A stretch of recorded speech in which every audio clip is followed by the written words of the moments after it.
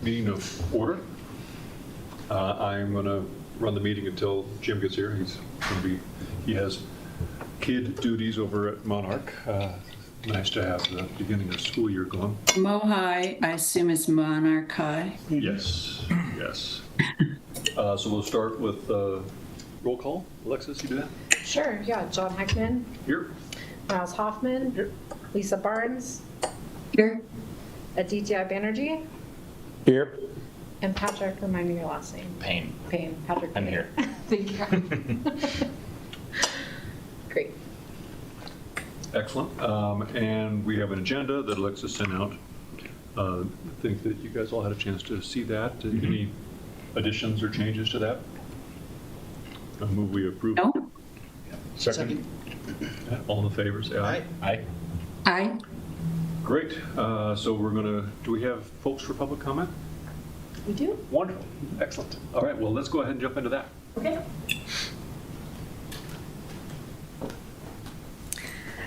So I'm Jamie Dixon, and had sent a communication to your committee along with to the town council on Sunday, on the 9th, and really here just to kind of emphasize the need for attention to the concerns of what happened in the park. This is actually the third communication regarding that spraying event.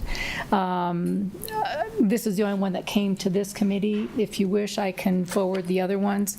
The original one was sent to the town council on August 4th of last year, and it was on the day of the event, and it was titled, the reference was urgent attention needed.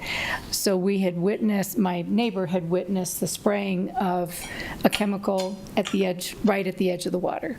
And upon calling Vargas, I learned what it was, and they were, as I said in the email, defending the right to spray at the water's edge. So I sent the email that day, late that afternoon, and I do know that there was a meeting between Vargas and I would presume Parks before they finished spraying the park. They sprayed from Indiana to Pitkin on that first day, and then the second day, they sprayed from Pitkin to McCaslin. So I know they had a meeting. Spraying was delayed a few hours. So I brought it up at First Fridays in June, that I still felt that there was real concerns, especially since our observations were that we weren't seeing the fish that we used to, we weren't seeing the crawdads, and definitely it had a negative impact on the ponds and the area. And it had a negative impact on all 5 pollinator gardens. They asked me to write it up, and I sent that email, again, just to town council. I had not included this committee. And upon getting their response, which I can forward all that to, the response was that Vargas had proclaimed to Ms. Clark that they spray vessel no closer than 20 feet to a pond, to any water area, and that they use PPE, and that just wasn't our experience. It wasn't what was told to me, and it wasn't what was witnessed. So that's why you received this email. I wanted to set the record straight that maybe Vargas was in error. Unfortunately, Alex Vargas is not over this area of operations for Vargas, which is a big mistake.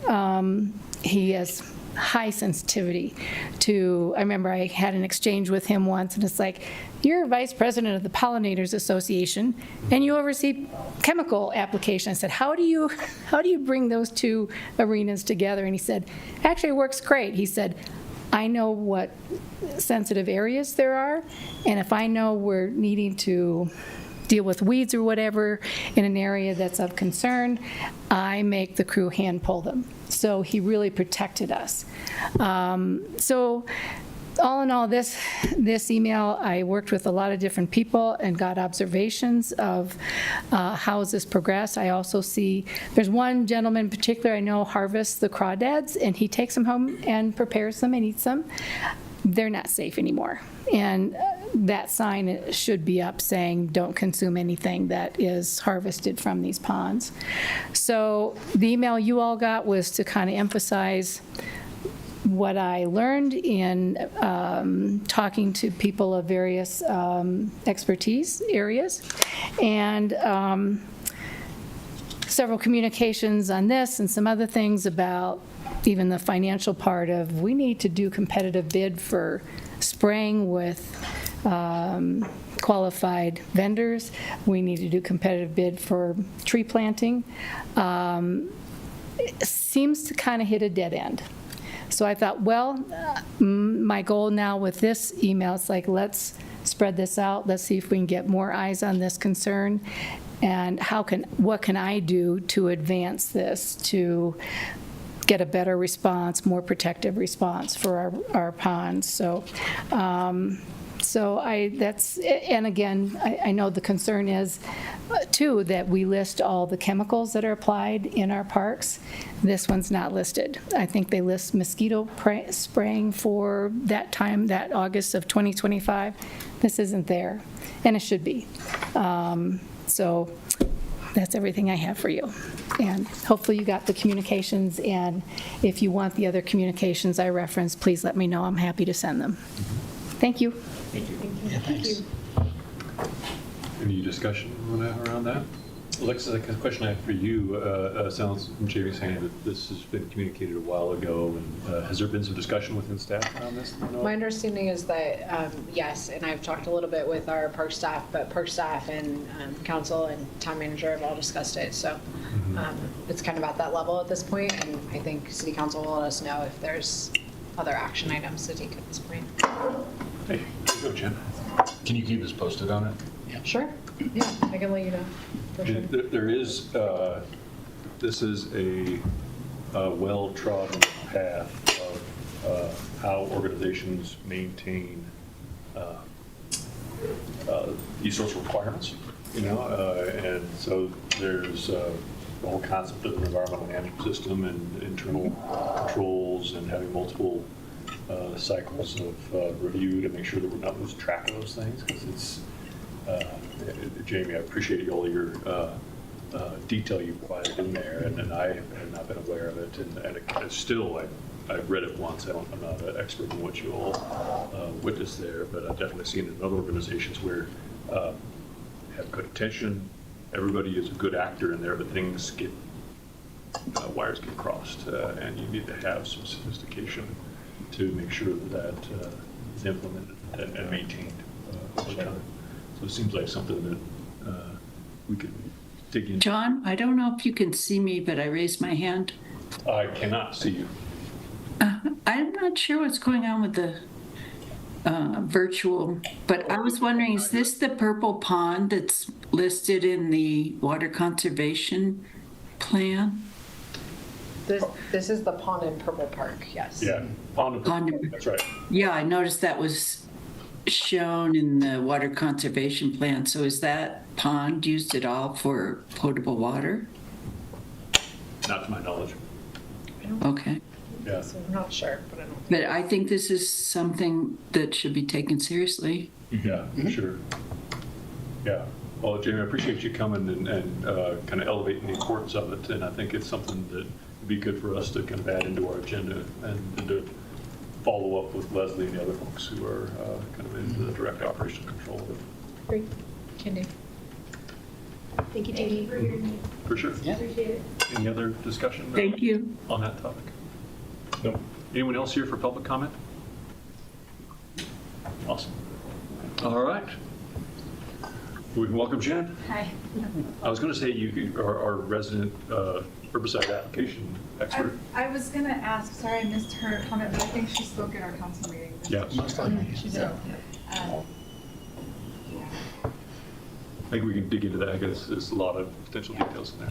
I think there, it keeps coming up of, is it Alex who, and changes in staff and positions and education levels about some of the stuff, and I think it's just a matter of like connecting those things. I don't think anybody's intentionally doing That would be my presumption. I think it's a safe presumption to have going into it, because you Yeah. can get it solved, even if there is some nefariousness, what I can tell. There it Yeah. is.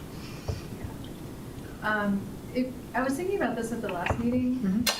It would be helpful in these if you actually go first, because I feel like Sure. I say some of the things that I know from the council, and then you say stuff, and then I'm like, oh, also this and this and that, and so. You got it. It would be helpful. Sure. For you to give your reports, and then I can add context or like something or clarification on anything, and Great. then share the stuff that I have that it's not gonna be the same stuff. Perfect. Yeah, happy to do that. I know there's usually synergy between the two. So, If it was Mike Foster in this seat, he could run the meeting, but I am not him. in that capacity. And just so I'm following along here for the kids at home, we're now talking about item 3, switching Oh, A I'm and sorry. B, right? I took Correct. over the meeting. yes. Took me a little while to get there, My but bad. I did not mean to do that. I just thought we were moving on to this. I could be kind of quick, but not I super quick. apologize. I went to the civic space and I'm a little like Fair. upside down right now. So I was like, oh no, okay. No worries, no worries. All right. Should we modify the agenda every week to be that way then? I think that would be a good thing to do. I mean, every month. We don't want to meet weekly, do we? Maybe make a motion then if that I think- feels good. Can the town council liaison make a motion? I could make a motion. I think Lisa just made the motion. Also, I move that we adjust the agenda to have the staff report prior to the council liaison report. Second. all those in favor say aye. Aye. Aye. Aye. I've got a couple jokes that I'm not going to make, so I'm do better at restraining myself. All right, well, I'm going to do town staff update. Great. I'm going to try and move through them quickly because it's kind of a long one this time. So there are electrification rebates that are now live through Powerhead Colorado. So that's that big DRCOG climate pollution reduction grant that we've talked a lot about, and the town has its own portion of, but this is very exciting because now they're live for anyone in the DRCOG region. There's $1,500 available for heat pumps. And we are still working to get some Superior specific rebates added to that as well, so stay tuned. But that's really exciting news that those are up and going. It's great. There's going to be a town council work session on August 31st, so just in a couple weeks. And we are going to be talking about water conservation. So sustainability and park staff will both be there. We'll be showing that final map of the town-owned turf that we presented to ACES previously, as well as kind of that prioritization tool and just the overall roadmap, and some good discussion, including you know, what might happen to the areas that we've turned water off to this year, right? Do we bring those back as turf? Or are those good candidates to look at some budget to do something different with? So that should be a good kind of discussion there. The water conservation plan draft is now live, and there is a survey with that as well on Shape Superior. So if you have not taken the survey or looked at that, that would be a really great thing for ACES members to do. I know we talk about water conservation a lot, so if you have thoughts, it's a really short survey. It probably takes less than 10 minutes, but I think it'd be really helpful to have your feedback in there because there's not a lot of feedback yet, and as you can imagine, there's very different opinions across our community. I did have one question about that survey, Yeah, Alexis. yeah.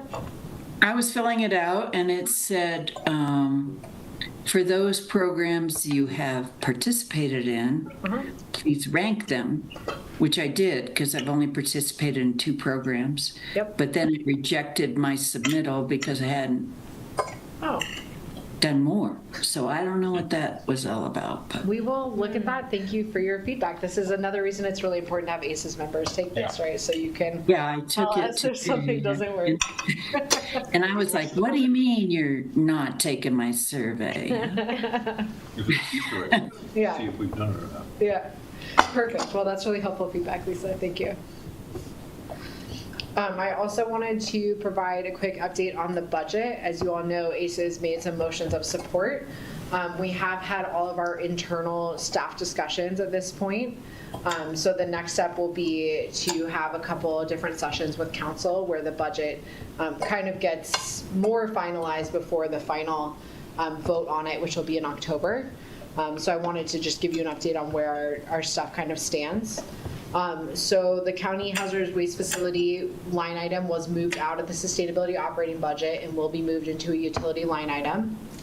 So that's really great. It's a really nominal cost on everyone's bills. That's how our neighbors do it, but it will allow our general fund dollars to go a little bit further. I actually did have a question about that. Sure. Has that been added to our bill? Because I noticed my bill was a lot higher this month. Our Was- water rates changed, I believe, but is that correct? Did they go up recently? I thought they did somewhat recently. I don't want to spread misinformation. I'm looking at Jen. She doesn't. Anyway, but that wasn't because of the Not hazardous because of waste. that. And My it's, bill went up? I pay it in Louisville right now, and I think it's like something like $1.30 a month on my bill, so you wouldn't be seeing a large increase from that. There was a large increase a few months ago, but I don't know what it was. That's due it. to. Okay, Yeah. I was like, not, sorry, recently. We did do it this year, but Yes. not in the last like month or two. It's been a little while. I think It's been like two bill cycles. that's what I think, yeah. Okay. So Oh, It is recently, I just noticed it. Maybe I was asleep last month. I don't know. But it wasn't a lot. no, it's certainly lower than our neighbors, who some of them have. Yeah, it's not outrageous. I'm not 50% complaining. increases, I'm just so. curious if that hazardous waste was being now charged to the residents. No, and like I said, I doubt that you will notice it, other than that it will be a separate line item, so you will see that on your bill, but it should be less than $2. So it's really going to be nominal, but it will help free up general fund dollars to help pay for that facility that all of our residents, it's based on our usage, so. Okay, thanks. Oh, sorry, what, Lisa? She said, okay. Oh, okay. I just said thank you for the explanation. Sorry. $2 I can afford. No problem. Capital budget, where all of our big one-time projects are. The grant match funds of $50K and the solar for the South Pool and the operation and maintenance building are still in there, so that's very exciting. Our building decarbonization request was cut back a little bit to $75,000. But both the solar and that electrification piece, we're having our consultants that are looking at our facility stuff right now help us come up with some really good kind of projects in that range and really analyze like how far that money will go, so we can bring that to council for a good discussion on that piece. What So did we originally ask for the decarbonization? Was it 100,000? I think we asked for 125 or Okay. 150, you got cut in half. So. Okay. And then we had asked for an additional 100K for turf conversion as well. Yeah. That got cut back to 50 also. But that does not include the big Rock Creek median at the top of the hill there is still in the budget. We're hoping that'll be at least partially, if not all, grant funded. We've applied for 2 grants related to that.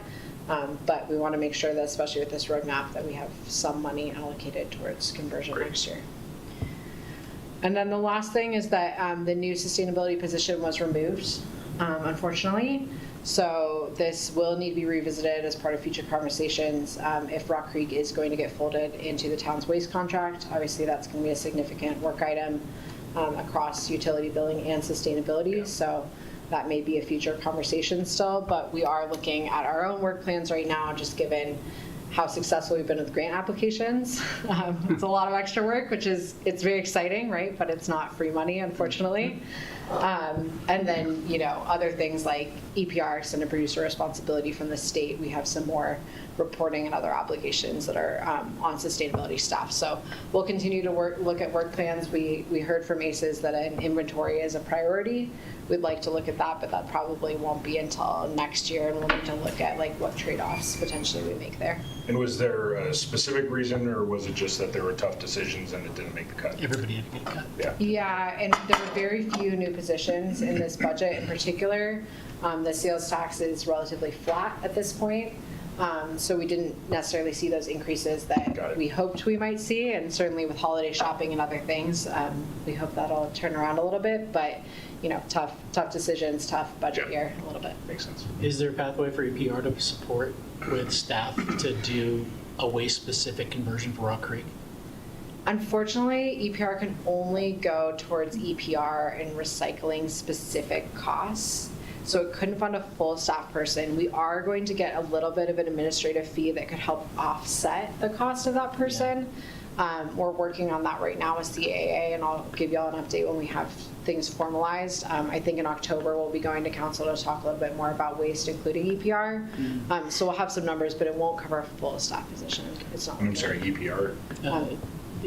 Extended producer responsibility is like a statewide mandate where they're collecting money from all the producers of packaging, and that is going to help cover free recycling, hopefully for all residents in Colorado. Eventually, it's kind of phased in over time. Yeah. So in light of work plans, we've looked at a number of things, and that includes the CDP, or Carbon Disclosure Project reporting. This is kind of a legacy item that predates me. And it's a lot of work, like 50 plus hours. It takes us forever because they redo it every year. It's really in-depth reporting. And we feel like it's somewhat duplicative at this point of our dashboard and all the other ways that we are really transparent with our data beyond our neighbors. Also, except for your like City of Boulders and City of Denver's, it's not something that our neighbors are doing. So just in terms of like our return on investment and our community value, we're going to pause that for now, and we can always revisit that if we feel like we have more capacity in the future. Couple other quick things. Sorry, there's so many this month. Halloween costume exchange is happening again. We'll be collecting all through September, so that's a really exciting and fun thing always. There will be an event on October 2nd, which is a Friday at the Louisville Library. We have talked about hopefully trading off so that it can be in Superior next year, but with the community center being closed and Civic Space being so tight on space, we'll do the costume collection at Civic Space, but we're going to still host it with the Louisville Library. Is there a specific time and date for the collection, or it's ongoing to just you can bring starting? September 1st to September 30th. Anytime the Civic Space is open, we'll have a collection box, and then as it gets full, they'll just tell us and we'll go collect it. So people can bring it by in the long opening hours of Civic Space, which is great.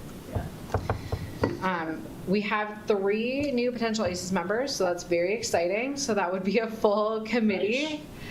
Very excited. A couple of them have been on ACES before, so that's also really exciting. And I believe you know another one of them, Emily. Yep. So really thrilled. We should have more people tentatively slated for September 14th, but I talked to Lydia again today to see if we could bump that up any sooner, because it does take 2 meetings. They do an interview and then council approves them at the next meeting. So trying to get ACES stocked up as soon as possible.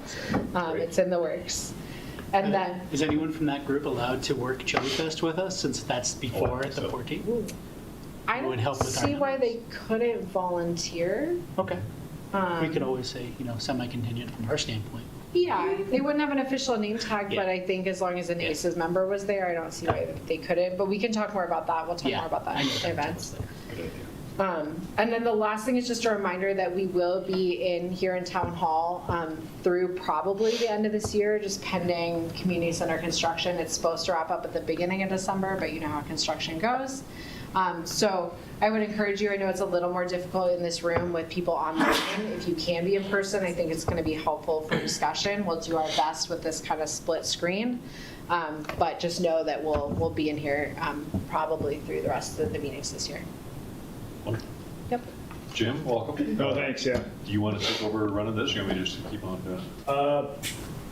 You can keep on going. All right, It's good, that's fine, good 'cause practice. now He we doesn't will- know about the big switch in the agenda. Oh, yeah, we just have. So, All those you big know, switches. you're Yeah, embarrassed we've been yourself making by decisions moving about on. it. Oh, okay, good, So good. we are now going to go You voted me out. to the previous Off the island. 3A, which is now from here forth going to be 3B, the town council liaison. And a report. perfect example of why I'm going after all the things that Exactly. Alexis just said. So last night I attended the consortium of cities meeting where we had a speaker talk about drought conditions, long-term climate trends from the, his name's Russ Schumacher from, he's a professor at CSU and then a climatologist. And then we had a drought preparedness plan from Grand County speaker also. So the whole meeting was about water, essentially, and climate. It was a dark meeting. Totally fine. It was Yeah. not, but it was, but to have all of the council, a representative from all of the municipalities in our region and really starting to think about some of the coordination we can do is municipalities to engage better on this stuff. It's not going away. And so the meeting was recorded, so when I have that available, I'll forward it to you. It may be worth, there was just a lot of data, like so much of it, and so they'll send that afterwards to us, and I'll pass that along to you so you can see some of the visuals and the screen share that they were doing were just, would be great for everyone to see that, so. Jen, it's a little hard to hear you. Could you talk a little louder? You can move that one closer to you, yeah. Thank you. Is that better? Yeah, much better. Thank you. Yeah, no problem. And then I'm also working with the Regional Air Quality Council.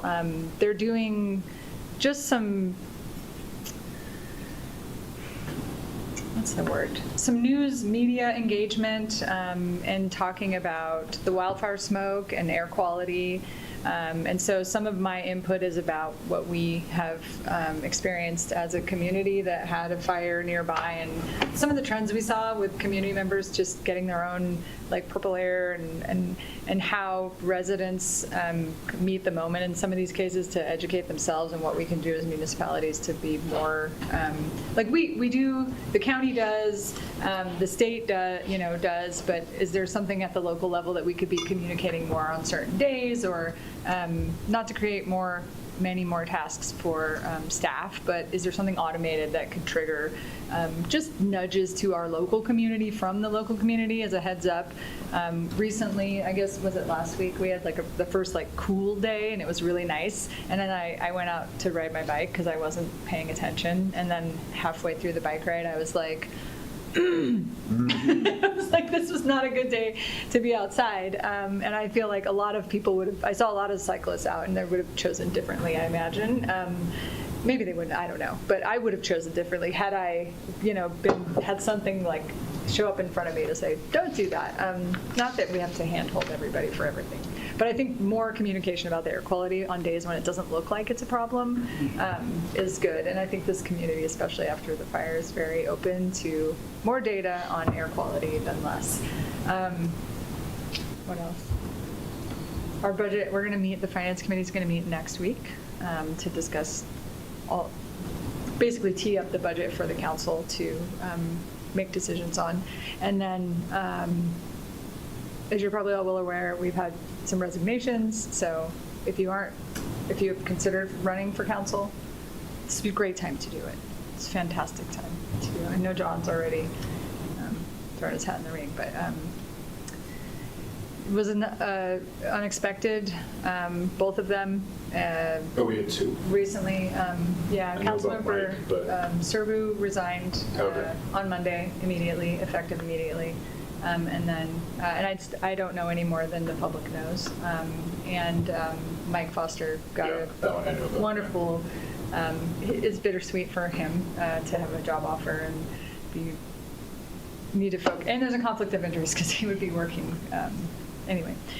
So yeah, just there's, Neil's running for mayor. So far, no one is running against him. So I expect that to happen. And then there's only two more.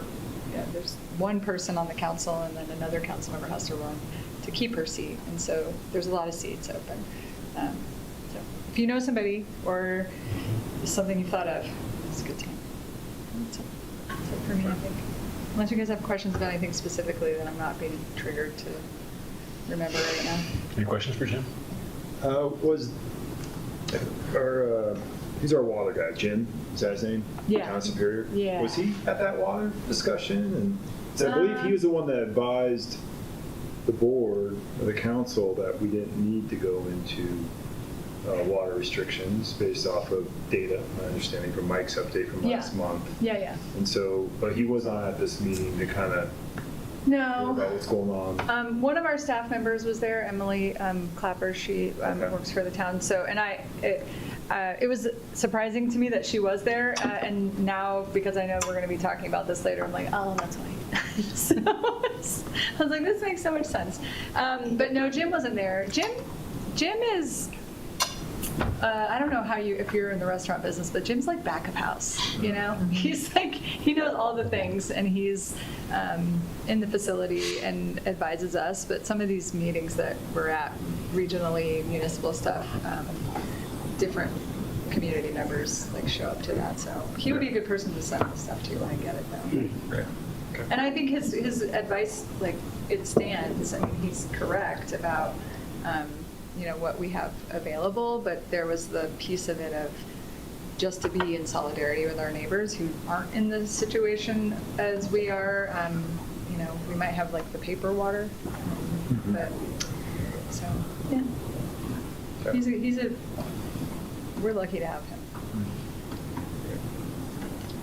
Great. All right. Well, thank you for that update. I think we'll move on to the item 4A here, presentation on the apartment complex recycling and composting project from IDG. And we're going to have them up at the podium here. They're going to introduce themselves.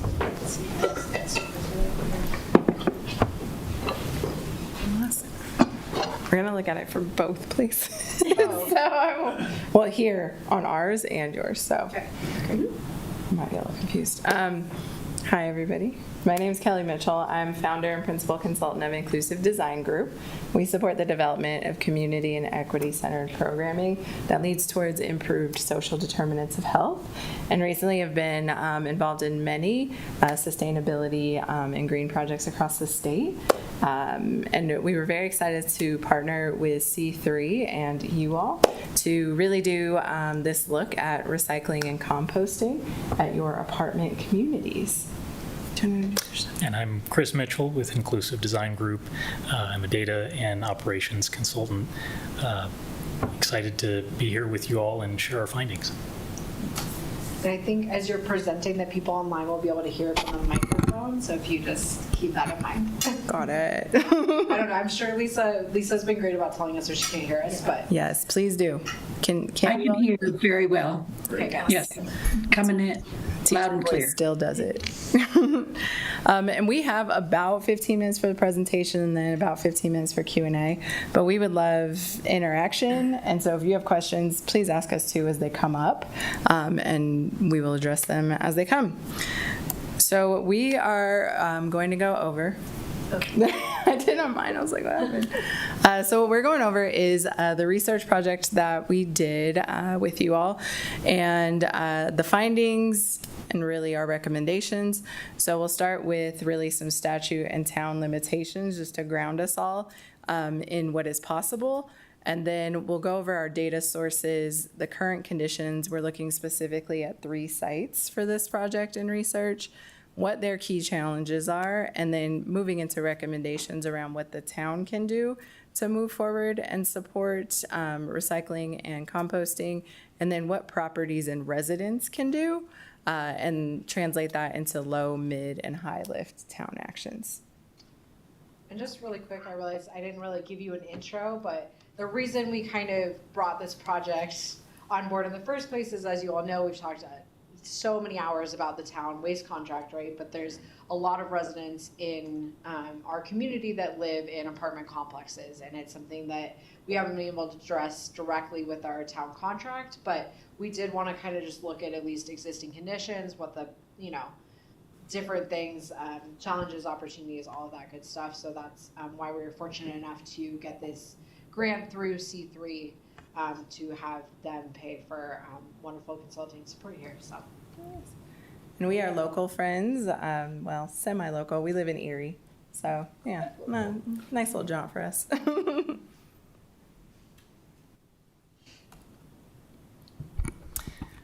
So yeah, just trying to ground us and kind of frame what we have to start with. We thought it was worth pointing out that in the Colorado revised statutes, the state law reserves single service waste contracts for small properties only. So Superior may require the single service collection for residential waste only from sources other than industrial, commercial, or multi-unit properties of 8 or more units. So these 3 apartment communities that we're looking at would fall outside of that category. They handle their own waste contracts separate from the town. And then the other thing that we wanted to point out is that in Superior's municipal code, recycling is required for new developments. And it says equal space shall be provided for both garbage and recycling in all new buildings, developments, and significant remodels. And so the communities that we were able to look at do in fact currently provide both garbage and recycling services to their residents. The third community, the Foxley, is currently under construction, but we've confirmed that they do have accommodations made in their plans for both garbage and recycling. Stupid question on my part. Where's the Foxley? I was wondering. Right out the window, actually. It's what's getting built just across the street? Correct. Yeah. See it from the window. Yeah, we're all pointing because it's like literally right across. It Wood wasn't Brothers? stupid. I was Yes. like, what is that? Yeah. I didn't know the names. They've changed it a few times, I think. But, and it has a longer name. It's like the It's the Foxley by Alta. Yeah, okay. Yeah, Alta Flatiron is what I thought it was. I believe that was the original, and now it's the Foxley by Alta. They're about midway through construction. I think it's supposed to be 4 to 5 stories. Yeah. So, and it looks like they're about midway through, so. Thank you. It sounds very Good Gatsby. Posh.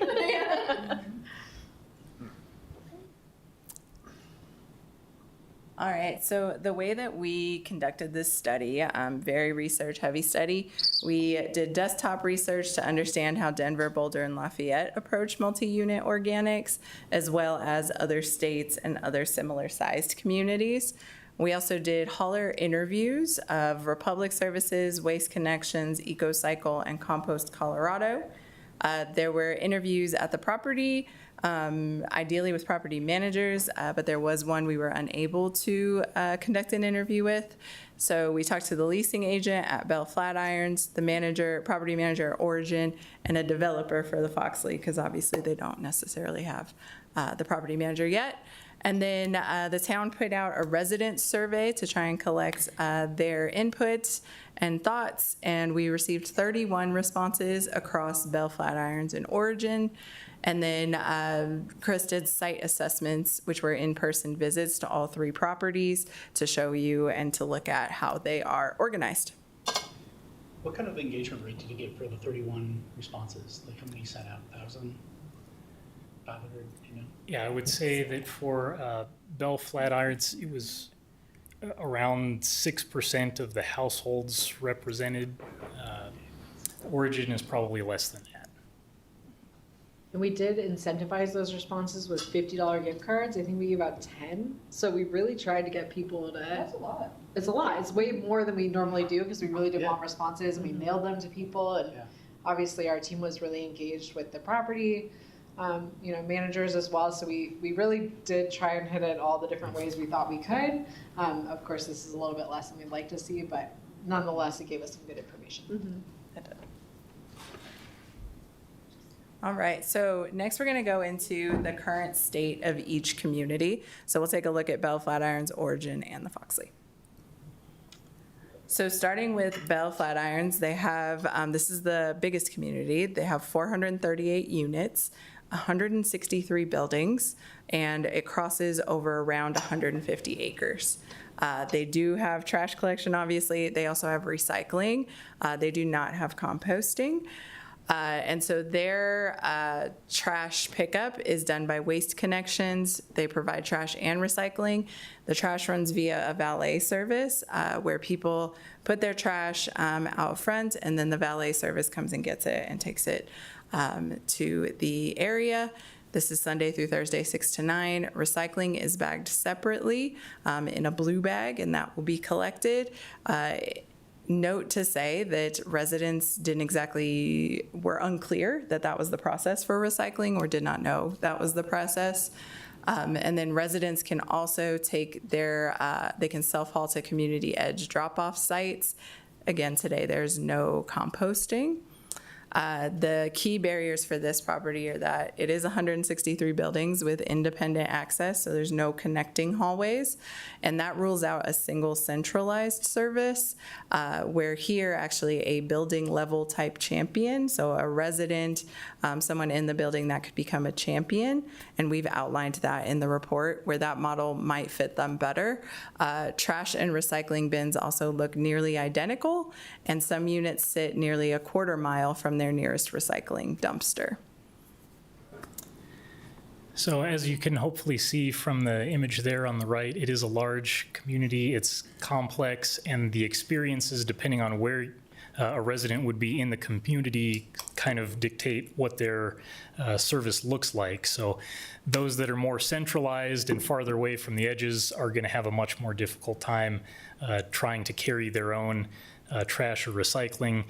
So it makes sense that the community would offer the valet service, but we saw that at least for a few of the residents in the survey, the communication of how that works maybe is falling a little bit short. It's also different between each of these locations. So I know it's a little bit small up there, but trying to flag the east side, the north side, and the south side, those configurations are all different from one another, which may also lead to the confusion depending on where a resident is. They may not be receiving the same information or having the same experience. So we have a few more detailed photos after this to kind of dive into what those look like. So on the eastern site, this is right by an entrance. You can kind of see from this image, it's a fairly congested area. I happened to be there right when the compactor was being delivered, as it turned out, and 3 cars were going in and out at the time. So it's great in terms of convenience because it's on the way in or on the way out, but that also leads to a lot of traffic in the area. You can see there's a recycling dumpster with a little bit of extra space, and then the compactor would be behind the wall. Here we have some images of the north site. This one confused me as I toured the property because it's actually split between 2 dead ends. So it's not immediately clear that the recycling dumpster is on the dead end that's shown to the left of the left image, and the compactor is down a different street to the right. So I could easily see how that would lead to resident confusion thinking, oh, I only have this one dumpster, when really the compactor is the one around the corner, and it takes a bit more effort, especially if you're taking it there yourself, to make that realization. So is the outcome there a lot of cross-contamination on the recycling? That was reported in the resident survey. There were a lot of responses that flagged contamination in the recycling stream. These images that are up now are the south site detail. There are 2 recycling dumpsters to the left, and then 2 large roll-offs to the right. It was not immediately clear to me which was which, so I could see how that would also lead to confusion as far as what goes where.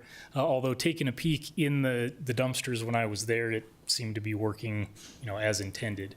Well, if they're valet, They are all blue, and right, if the valet is valet operating. knows, the one person needs to know where things go. Correct. But yeah, you bring up a good point in that all the containers are blue, and I've found this to be fairly consistent amongst all the haulers. They have their brand dumpster, and whatever it's collecting is often the same color. So it may be differentiated by a different lid color, or ideally have some kind of obvious signage that identifies what the waste stream is, and then the next level is identifying what's actually acceptable in that waste stream. So not really present on these particular units. So then moving into Origin, and what I will say that I forgot to say earlier is that we also wrote a report that goes into far more detail. And so you all will have the report. We're just giving very high level overview here. I think it ended up with 64 pages, something like that. So a lot of nice light reading. Okay, so with Origin, we're looking at 405 units across 14 buildings and around 13 acres, so a bit smaller. Again, here they have trash, obviously, and recycling, and do not have composting yet. Republic Services handles their retail, so this is a complex where the first level on some of them is commercial retail. So Republic Services handles that, whereas Western Disposal handles the multi-unit residences. So we have 2 different service providers there. The central building uses trash chutes to a shared garage collection area, and then the rest use exterior dumpsters. It's daily collection, no valet here, and no organic service today. The opportunity in this space is that their enclosed hallways and key card access does complicate in-building collection, and space is limited as they continue to grow. They're looking at 800 to 900 residents, but management and conversation sees composting as a viable building amenity, and on-site staff could support it. So again, in this community, it's a different experience for residents depending on specifically where they're located. We've got the 3 different styles of collection. The image on the left here shows sort of the backside from Main Street of one of the 3 buildings that are configured this way. And then the image on the right shows inside the residential waste collection area. I assume that the commercial retail is sort of similar. They're side by side, but behind separate key card doors. Then the images here on the top apply to the north buildings, just parking lot access with a gate.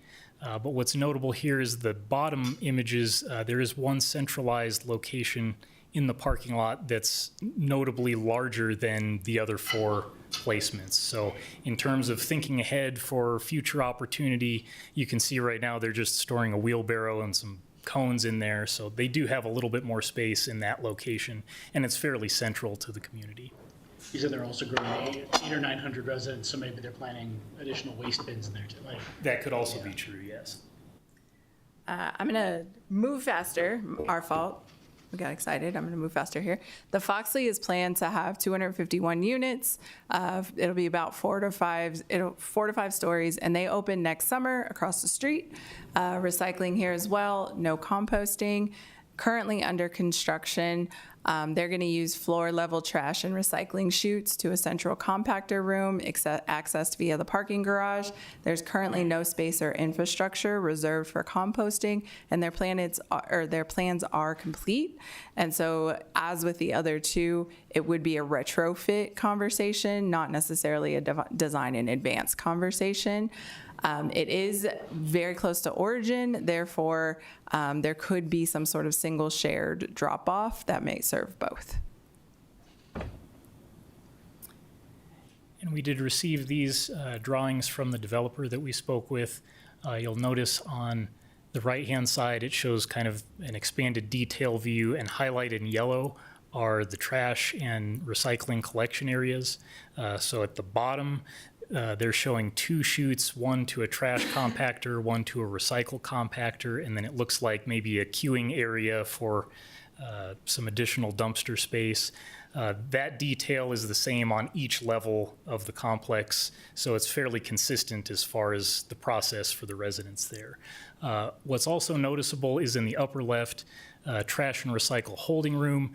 That's maybe less defined. It could just be staging for the hauler, but that might be a potential area to investigate in the future. Kelly, Chris, if you guys could finish up in maybe 10 minutes or so for the presentation and discussion. Perfect. So what we noticed is that recycling, it does already exist across the board, but there are challenges in logistics and specifically in education. And we found that through the survey responses. So one community resident said, I take my recycling all the way to Boulder. Another one said, the recycling bin is not usable. There's trash mixed in and they're always full. In some places, those trash and recycling containers look nearly identical. They're far, or new residents are carrying something from an old complex, or maybe this was allowed here, but it's not allowed here, and I'm unclear about that. Were those comments both from Bell and Origin? Did we see those types of comments? Yes, Okay. yes. That we also saw interest in composting. Availability there isn't very much availability, and so that's really the barrier. Again, the survey was not representative of the full set of communities with 31 total responses, but of those responses, it is important to note 81% of those respondents want some sort of composting service, and almost none of them have it today. Then 90% of non-composters cited one reason, that it just isn't offered, and then 74% of the 31 already recycle.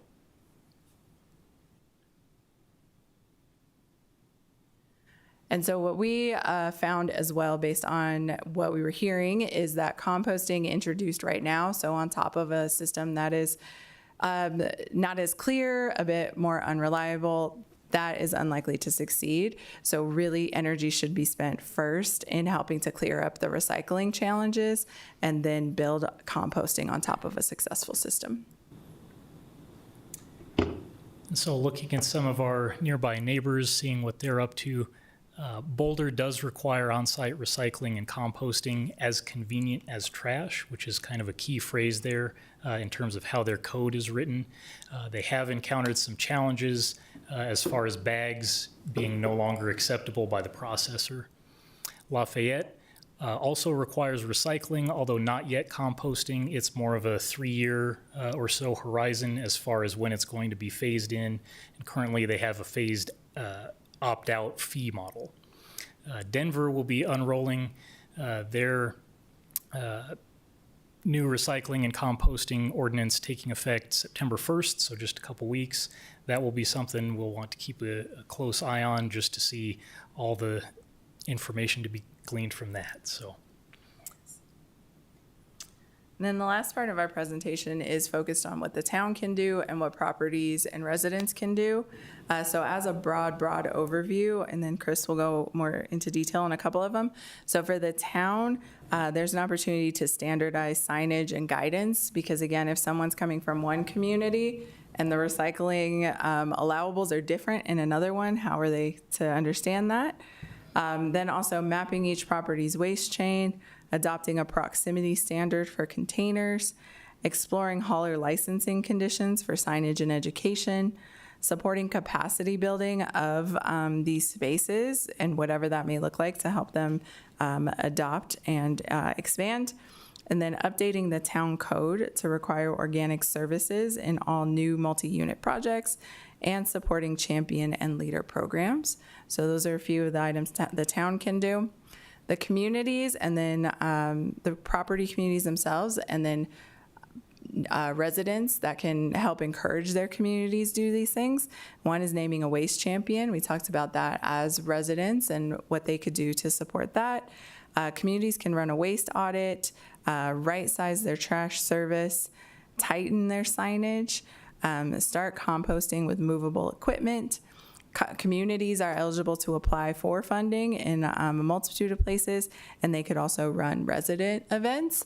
And then again, residents can really encourage their communities to do any of these as well. And we should mention, these are some of the items we pulled out for this presentation. There are some more recommendations to dive into in the report. We've pulled these 5 in particular that are things that the town can start looking at because they're sort of high leverage and low cost types of activities to maybe get started with, whether that's supporting the communities with signage and guidance, maybe establishing some kind of standards in terms of how it's represented and what information is on there. Mapping each property's full waste chain and supporting the properties to understand those accepted materials, recognizing that it differs from one hauler to another and it differs from one processor to another. So that entire chain needs to be considered. Then the town can support opening the capacity building conversation, supporting those activities, as well as maybe facilitating conversations with organizations like C3 to see what kinds of things they may qualify for. Adopting a proximity standard similar to the verbiage that we've seen in places like Boulder, requiring composting and recycling at least as convenient as trash. That's kind of a key definition when we look at some of the complexities involved with these apartment neighborhoods. And then a little bit heavier lift would be updating the town code to require organic space in new multi-unit projects. I'll also note that the developer we spoke with was open to that concept and keen to learn more as they start planning more communities. What I will also say is I participate in all of our site plan review, and unless it's code, developers typically don't do it. So as you can imagine, that is, I think, why we've seen recycling, is because it is required by our code, and though organics is typically mentioned as something that our community would like to see, unless it is codified, It hasn't made it in there yet, so maybe someday.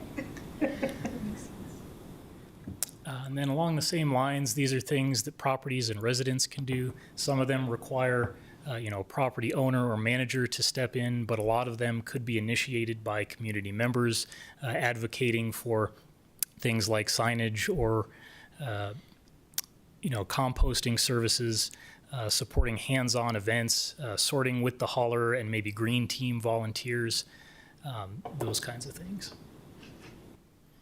And then lastly, sort of a big long-term type of thought here is one shared drop-off that serves Origin and the Foxley specifically. Because they sit next to each other, they would face the same retrofit problem once the Foxley opens. And so really thinking about how could those two combine to support composting, who could lead a grant application, who could own the project, those sort of pieces is something the town could support conversations between the two with. And lastly, here we just have level of effort. So low lift, low hanging fruit is opening capacity building conversations, mapping each property's waste chain, adapting town signage and guidance. Then a moderate lift is exploring hauler licensing conditions for signage and education, convening properties on possible shared compost drop-offs, and supporting properties to ID and apply for funding. And then the highest lift here is drafting the code update, which we just talked about.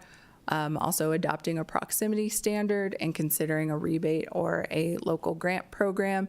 And then low lift, sorry, it's like a last minute there, was tracking Denver's rollout just to see how that can inform all of the different recommendations.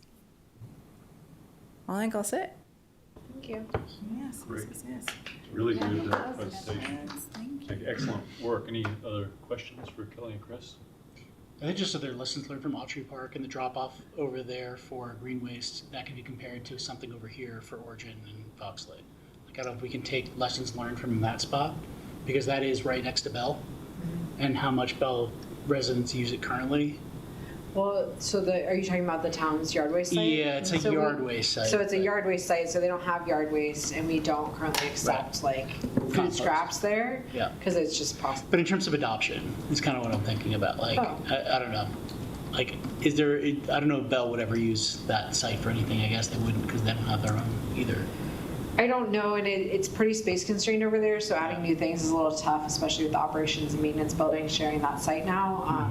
But I'm sure there's probably some lessons learned there. I think, if the property owners were interested, that would be probably the easiest path forward, because there is funding available for that, and they could kind of manage it as an amenity for their residents. But yeah, Bell is kind of a trickier. The other thing I've been thinking about is as more residents get composting on the town's contract and Rock Creek folks who have opted in, like every time I talk to somebody, I'm always welcome them to drop off when they see my bin out or whatnot. But I'm wondering if there's a way, as more compost bins make it to the curbside on a regular basis, where we can do a resident-driven signage on their bins for those that have compost and want to compost from their multi-unit sites. So if you had a little yellow X you put on top of your bin, add to my bin today. If you put a big red X, don't add to my bin today, or no signage doesn't mean that.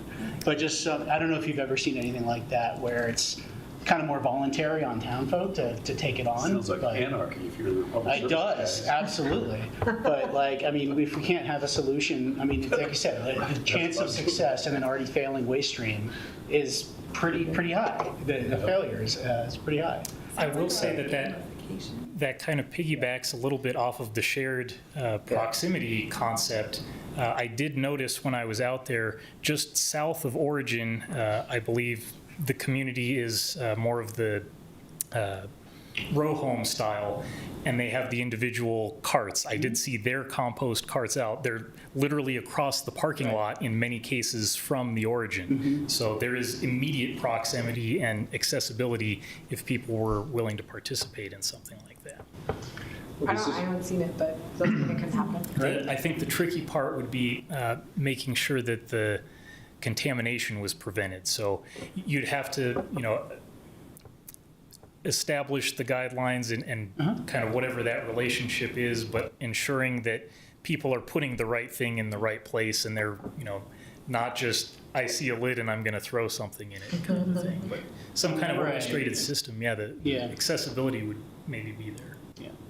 Excellent. Well, we're right at time. So any other last questions? I just have one question. I just code- had one comment. You can go first. Lisa? Yeah, in Breckenridge, because I'm now composting in Superior, I'm like, oh, I got to compost everywhere. They have one bin for the entire town that you can go and throw your food waste in.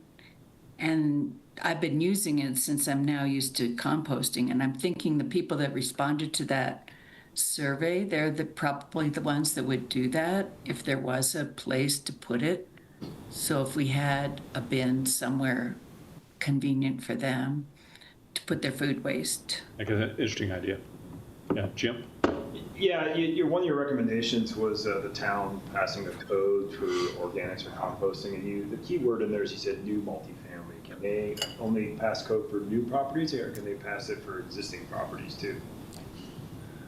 I don't know the answer to that, but I can imagine how it would be difficult doing the retrofit because of the costs involved, especially for Bell Flatirons and the Origin, just because of their complexity.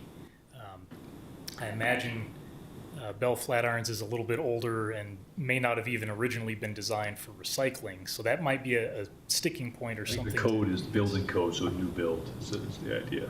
We Yeah. can't put Or some triggered deposit retrofits. burden on them. Yeah, that would be the tricky. If the state were to pass that, then that would be different. And then, of course, there's maybe a fine line weighing the additional cost being passed on to the residents of the community.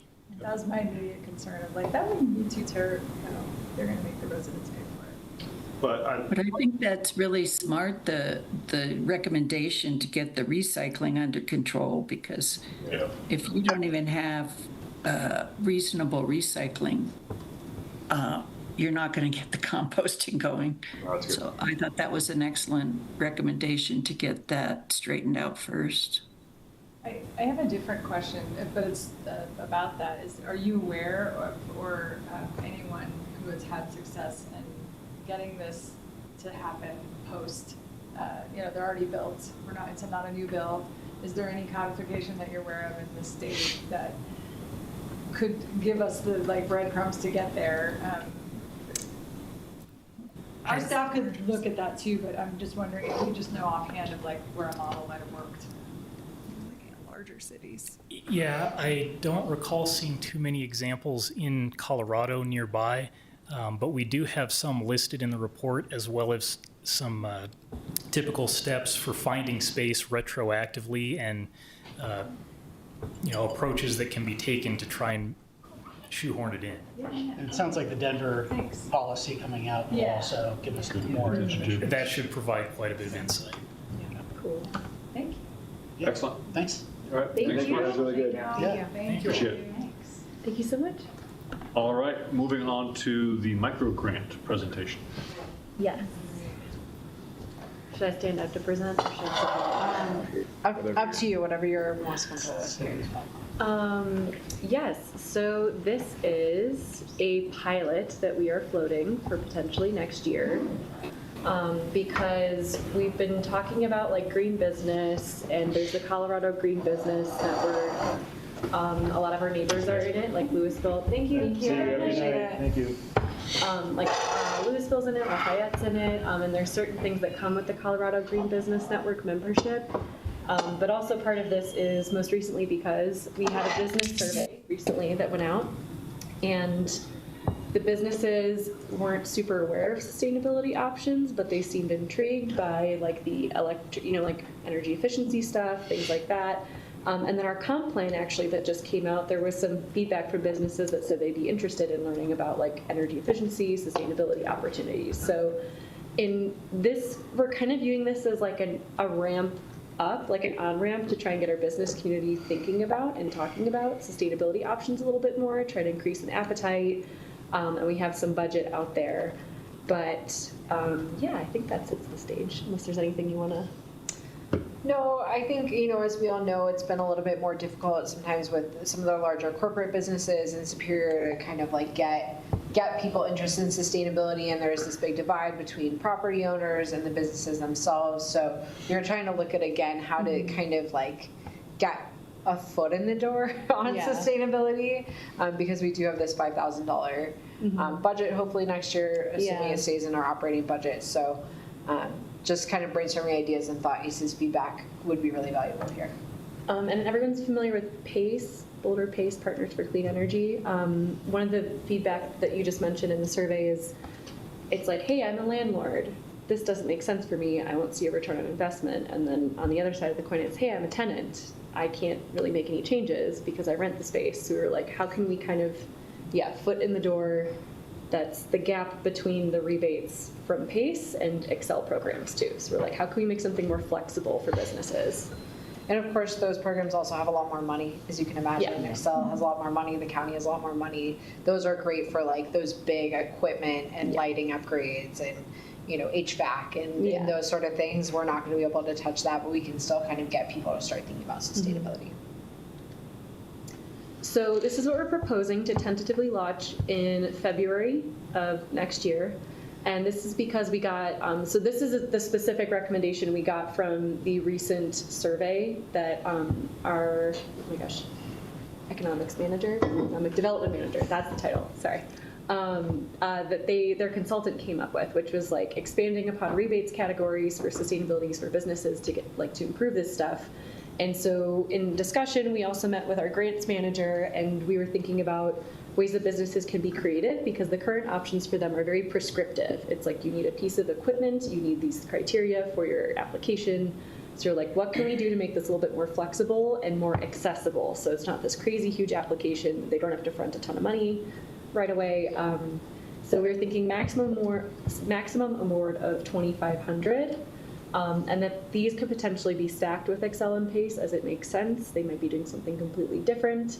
And this also allows us to recognize these businesses by the town. So they could be featured in our communications, in our print magazine, Hello Superior. We were also discussing recognition, like a window decal or a plaque that they could hang up. So it's like, hey, this is a, you know, Superior Green Business Micro Grant awardee kind of thing. So trying to put them on the map a little bit. But yeah, and just piling it to see if this kind of is a little bit of a spark to like get this conversation going among businesses in town. So we were changing the language a little bit, because the goals of the grant that we want them to do is we want them to think about like what could improve indoor-outdoor air quality, things that can reduce your energy or facilitate adoption of renewable energy, something that helps with healthy ecosystems. We're trying not to use too much jargon here too, because again, we want it to be very accessible. Promoting sustainable transportation, strengthening water conservation, and waste reduction, like we just saw. Which is basically our sustainability action plan, right. but trying to think of accessible things within there. Yeah, because there's a lot of things businesses can do to kind of move the needle on this stuff a little bit. And yeah, so we have the next slide, we have like some examples. If they're like, I have no idea what you're talking about. It's not included to these ideas, but these were just some we were throwing out there for them. There's more on the actual full grant language that we're developing, but like something as simple as you just provide little air filters in your business for your customers and your employees when it's smoky outside, you know, something like that. Because I don't know if you've ever looked into like indoor building health in general. Air quality is usually not great in built environments typically. But yeah, installing energy efficient appliances, simply just changing your lighting, that's a huge difference on their bill. Nature-based solutions, again, trying to avoid jargon, but something like they could just put a pollinator garden in front of their business. And something like that does make a difference, and it does help. Or a water-wise garden if they have that kind of real estate. We are about to have bike share, so something like facilitating them to use this as a part of their commuting solution. So these are some of the ideas that we were coming up with. Some of these do overlap with PACE if you've looked at some of their programming, but not too. So yeah, this was just like if trying to figure out what would even fit in this bucket. We were just trying to give them some ideas, but we are very open and excited for them to come up with their own stuff within these buckets too. But this is the proposed timeline. So new development also, we are officially part of the Green Business Breakfast now going forward. So that'll be early December this year. So that'll be with us, Louisville and Lafayette. I think they had 40 businesses last year. It's grown every year.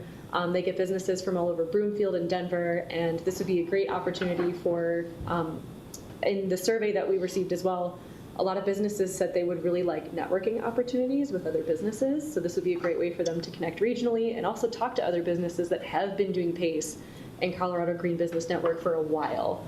And they can see like, oh, this really worked for you. And so we're going to talk about the grant during that event as well. So we're going to promote it around then. We're also very aware of businesses' busy season and our busy season. And the holidays is usually pretty busy for them.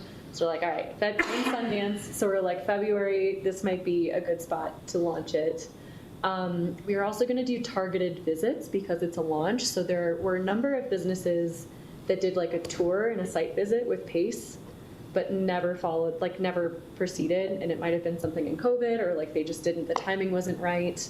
And then also businesses who have already participated in PACE. So we figured those were a good place to start because these people already have an awareness and an interest in sustainability. So they could be good first folks to go door to door and just be like, hey, we got some more money on the table. And we talked about our economic development manager might come with us. One of the PACE folks might actually come with us. So just kind of making it very personable. We were thinking 2 months is enough time, close it after 2 months. We were going to do reviews after Hard to Recycle event, selecting the awardees. And then in July, we could change this. I think it depends on what the project is that they're doing. It could be something as simple as they go to Home Depot and get like a raised garden bed, fill it with some dirt, and they call it good.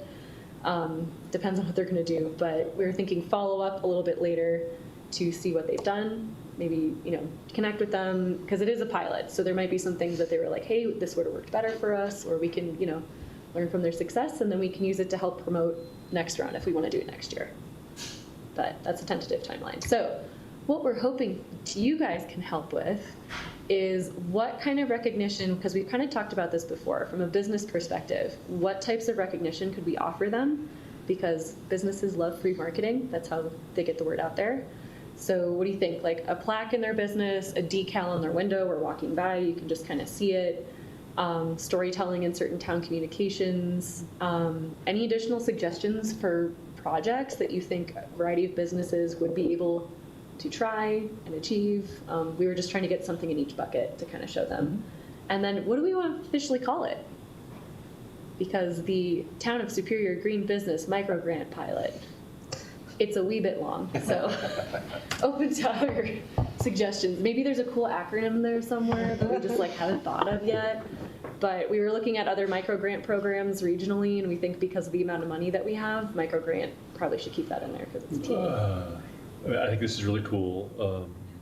I think there's lots of opportunity to dig into it. We have been talking about how do we get the Chamber of Commerce engaged. Yep. Is there one-to-one between the Town of Superior businesses and Chamber of Commerce? I mean, is it the same? Or is there businesses who aren't in the Chamber of Commerce? I don't even know. I mean, does it make I think so. maybe, but does it make sense to try to partner with the Chamber of Commerce? Oh yeah, we on this? in connecting with our economic development manager, we said we brought up the chamber, and the chamber would probably want to volunteer on or help with this, with the promotion, push it to their channels. That's what it seems like. Yeah. Yeah. And it's maybe a way to pull them in a little bit. Yeah. And trying to get that working. So that's just an idea, and it's a way to add to the you put it into their annual meeting thing and all that sort of stuff. Yeah. And they have a lot of December events as well, typically. So yeah, we would love to talk to them. We need to make sure it stays in the budget. We assume it will, but certainly on our radar to talk to the chamber as well, for sure. Yeah, it's a great opportunity to partner with the chamber for this. Because then you could actually, it could be sponsored by business too. It could be the the Town of Superior Green Business Micro Grant sponsored by. They could put more money into it. We'd love that. Maybe get more money into it. Yeah. Sponsored by Jen Kelly Real Estate.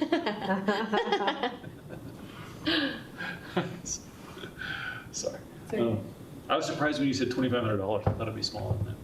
Well, because so the maximum amount allocated in the budget is $5,000, and we don't want to allocate, in discussion, we were like, we don't want to allocate more than half of that to just one project.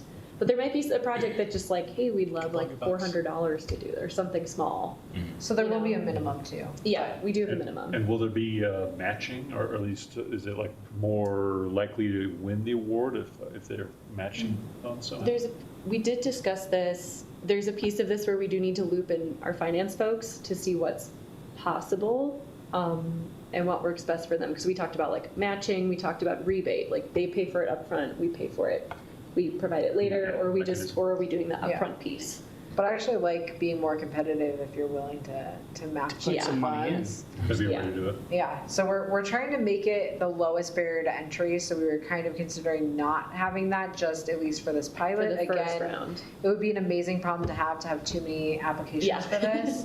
But I think just given how green business has been a little bit challenging in the past, we were thinking about trying to make it as easy as possible, while also, of course, making sure that they're spending the money on Makes sense. good projects. And we're working also on an evaluation kind of criteria, assuming we have the great problem of having too many projects, like how we would kind of rank people based on community benefit as well as sustainability.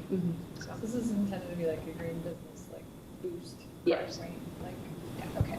Because Colorado Green Business Network, it doesn't make sense for us to, that was one of the recommendations that they had initially, was for us to become a member of that.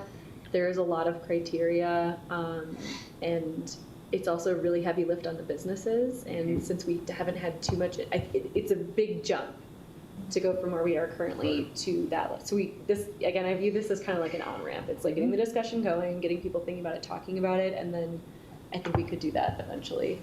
I don't hate Green Business Micro Grant Program because it tells Microgreens. it tells you what it is. Right? It's descriptive. That might be confusing. Superior microgreens, where is that new business? I want to visit that farm. What's it for my smoothie? Something we said about naming it what it is. Okay. So a couple of things. One, for what types of recognition? Yes, window placement of something, sticker, Window? plaque, Okay. whatever it is. Something that needs to be able to face out to the public. I like the idea of leveraging Hello Superior to maybe do like profiles. Yeah. That's what I said, profiles and a directory. Yeah. I mean, if you even, like, I think even just getting an application in, even if you don't win money, there is an approach to being listed as a participant in the project. Green forward. Exactly, something like that. So give recognition to anybody that applies for actually taking the impetus to apply, so long as, it's an actual project and not like, we just want our name on the thing. Yeah, sure. Right, the stories can be for the winners. Yeah. What about something like prime real estate at the Summer Fest or Chili Fest or something like that for a booth? We should talk to events about if that's possible. Because this does open up a lot more possibilities for us. Like, it is a challenge to recognize businesses without something like this because we can't prioritize certain businesses over other businesses, right? We need to be fair, but if they participate in a program, it opens up all these storytelling possibilities. Yeah. And I hadn't thought about events, we should ask them. Yeah, that's a good point. Kind of working in the industry, maybe you guys might agree too. I feel like calling a business a green business for buying a portable HEPA filter could be misleading. Because green, in the industry, commercial industry, when you're a green business, you're doing a lot of stuff. Right. Yeah. You're reducing your energy use, water use. You're doing all this Goals stuff. you track. Yeah. Yeah, you're doing a bunch of stuff. And my concern about just Yeah. buying like a little planner and putting it in the Like front and saying, I'm a green business Like now. green I'm like, oh, but my EUI is 200. It's like, Yeah. hey, no, you're not really a green business, Yeah. Yeah. So like maybe like improving the quality of Superior or We should something. be saying it's a Green Business Micro Grant awardee. It's not a green business, right? If there's a plaque, it Yeah. Well, that's the thing, we talk about plaque and Specific, for a decals. specific or- project. Yeah. If it's Yeah. recognition for a I specific. mean, I agree with project. recognition. I agree showing participating in this program. I think how we spin that shouldn't be misleading that. That's a great point. That they're mixing all the recycling and waste in one bin and not composting and throwing it out. Well, you're not really being green. Yeah. Is Sorry, it, you guys know what I'm talking about. No. There needs to be like a story of what we're doing internal to that business that's Yeah. customer facing. Or grant The recipients. This is a transparency. project. like Yeah. a This is superior a- sustainability grant recipient? Yeah, like a Yes. grant Yeah. recipient Cool. or something Yeah. like that. This is definitely a grant, a project got funded. I like sustainability spark. Like, you're really starting something. Yeah, I agree, and this could hopefully Yeah. snowball, and that's what we want to see. Yeah. But I think we need to be careful with that because we did want to make it low hanging on purpose, Yeah. but. No, and then I loved your ideas. I'm scratching my Right. head, where are we going with this? And I'm like, oh, those are some great ideas. Yeah. We don't need oil and gas company, you're saying. No, no. Look at our project. And we will be looking at like community benefit as part of Like our a- rubric, and part of the role of this is like, it's both sustainability, but like how this kind of helps our community. Because we want it to help the businesses, but overall, because they are in our community, we want it to help our community in some way, so. Yeah, like in my head, I feel like we talked about the Boulder, the Superior Chamber businesses, like for a long time. I would love to see a breakdown of all the business types. Like, do we have a list of all the businesses? Are they brick and mortar? Do they work out of their house? Do they work out of their car? We can. How many look of at that each? Like, chamber. as a person that works in the commercial industry, and some of you guys do that stuff too, just to understand where the opportunities are to Yeah. consider yourself green, especially if you're working out of your house. It's not a that- lot. I mean, that might, when you. No, first that's- put- that's the when you put reality. Categories up there that you pulled out of the sustainability plan, I'm like, remember who we're talking about here? Well, that's and you prompted this too. Yeah, it's like, It's a bunch of real estate agents and financial Yeah. planners. Is this going to be a challenge? And like you said, now we're left back to the big tenants and the landlords You know, and the one auto corporations. shop is actually in Broomfield, but they're a member of the chamber. Right. Yeah. There's a page on the Superior Chamber that's the business directory, and it has like sections of like what industries they are and then the businesses. But I'd love to know if they're brick and mortar or if they work out of their house or just drive a car around. I'd like to down to that level. You know the brick and mortar ones, 'cause you. Well, that's a thing. And, I mean, how many businesses do we have? Just, is it 100, 200, 50? It's challenging because the Superior Chamber has a lot of non-superior businesses as Yeah. members. Yeah. So it's- Also So that muddies the water. Yeah. Yeah. But I think I guess my point being is if I have a better idea of our breakdown of our business types and where they're based and all that stuff, then it could also help inform some ideas here too. Yeah. Some opportunities to make some more suggestions. I think part of this application is that business profile piece. Yeah. What is the purpose of your business, or what services do you offer, what products do you offer, that kind of thing. So Yeah. I just asked Renee another question related to this, and Origin, Alta, whatever, Fox Fleet Alta, Yeah. Bell Flatirons, not members of the chamber. So that's kind of interesting, isn't it?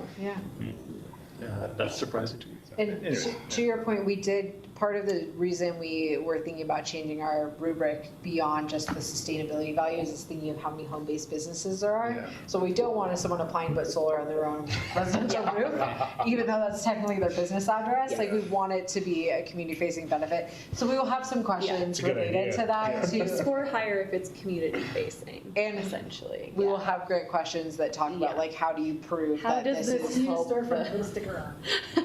Right, or like, redoing your yard, right? Like, Yeah. we need to understand how this money still is gonna I benefit turned the my community yard as well. xeriscape. Like sustainability, So you so, have a lot of prerequisites, I guess. yeah, so we're still working on that, we're working on that with our grants person as well. Yeah. Since she sees a lot of grants applications, so trying to hit that sweet spot of making sure it achieves the goals of what we're trying to do here, but also not making it burdensome for businesses, because we really do want a lot of applications, so when this launches, we'd love you to also help us spread the word, and we'll partner with the chamber and others as well, but we'd like to have the great problem of too many applications and not Yeah. But I enough guess money for it. A point that you're getting at, though, is I think you're approaching it exactly right. Let's make it simple and easy and see what happens. It's the point of a pilot. Yep. Right? The one thing I would maybe add is maybe the 2,500 maximum feels big, and everybody's. Yeah. And do we want a bunch of them in there? Maybe we still have a $2,500 maximum, but we say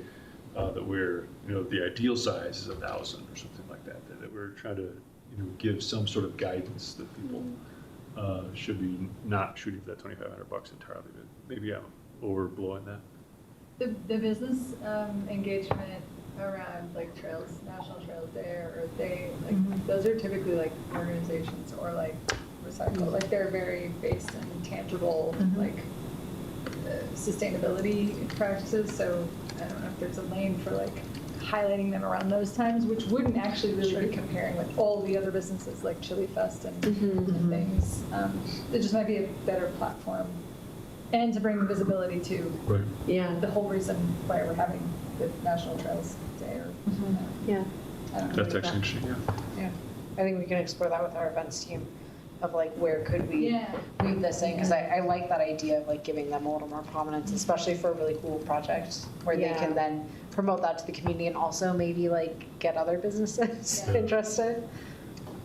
So some of the lower barrier to entry example projects, because infrastructure projects are going to be too expensive even with rebates for somebody to take that step. So I think there are like little things like, a plot or something like that. But the most engaging ones that I have seen from small businesses are employee discounts, or not employees, customer discounts for sustainability practices. And that could be how they get there, that could be who they bring there, that could be what they're buying, like all these types of things.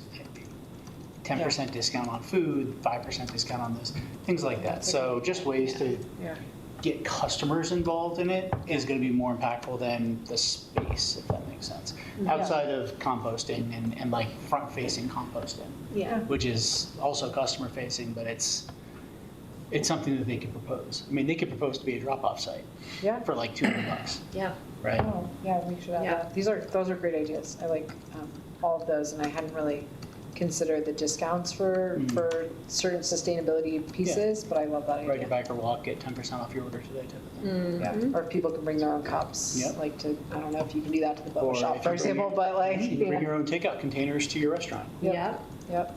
Well, Origin's looking for compost drop-off spaces, so maybe Crack Boba can be compost drop-off for Origin. Yeah. Are we getting you guys what you need? Yeah, no, this is great. If you have any other ideas, feel free to email me. Because you've already provided so much. This is great. We're a couple minutes over the schedule that Alexis gave, so I'm trying Good to job, man. stick us on. You're doing better than I am. Better than he is. Somebody hands me a timeline, I can follow the timeline. So I think we should thank you for that. I think it's really exciting. It's a great Appreciate idea. it. Great to hear about it. And ACES events discussion. All right. Okay. There's a couple of different things in that, so I'll pull it up. Chili Fest, swag, silk, and 4th of July debrief. We're gonna visit who can actually make Chili Fest this year. Yeah. Oh, yeah, I think that's the first. John and I are out. What's the date? My wife / campaign manager tells me that I have to go to Chili Fest now. So I'm not. Wow. She's like, suck it up. Oh, yeah, you have a, Suck it up. You're not there. so you have a spare ticket now. Huh? Okay. Yeah, and our kids are One of your kids will use that in a second. Sometimes the voters use 12th. Yeah, September 12th. It will be nice to get out there. Yeah. So You're on 2 to campaign 6 trail. on September 12th. And to do it, I would really recommend, like, it's our biggest town event, right? So it's really ideal to have at least 2 people there. I know that's a big ask, though, of you all. So if you can commit to having at least 2 people there, even if in chunks, like the whole time. Do we need to have ACES chili? To like, do we need to I make took it to chili? another level.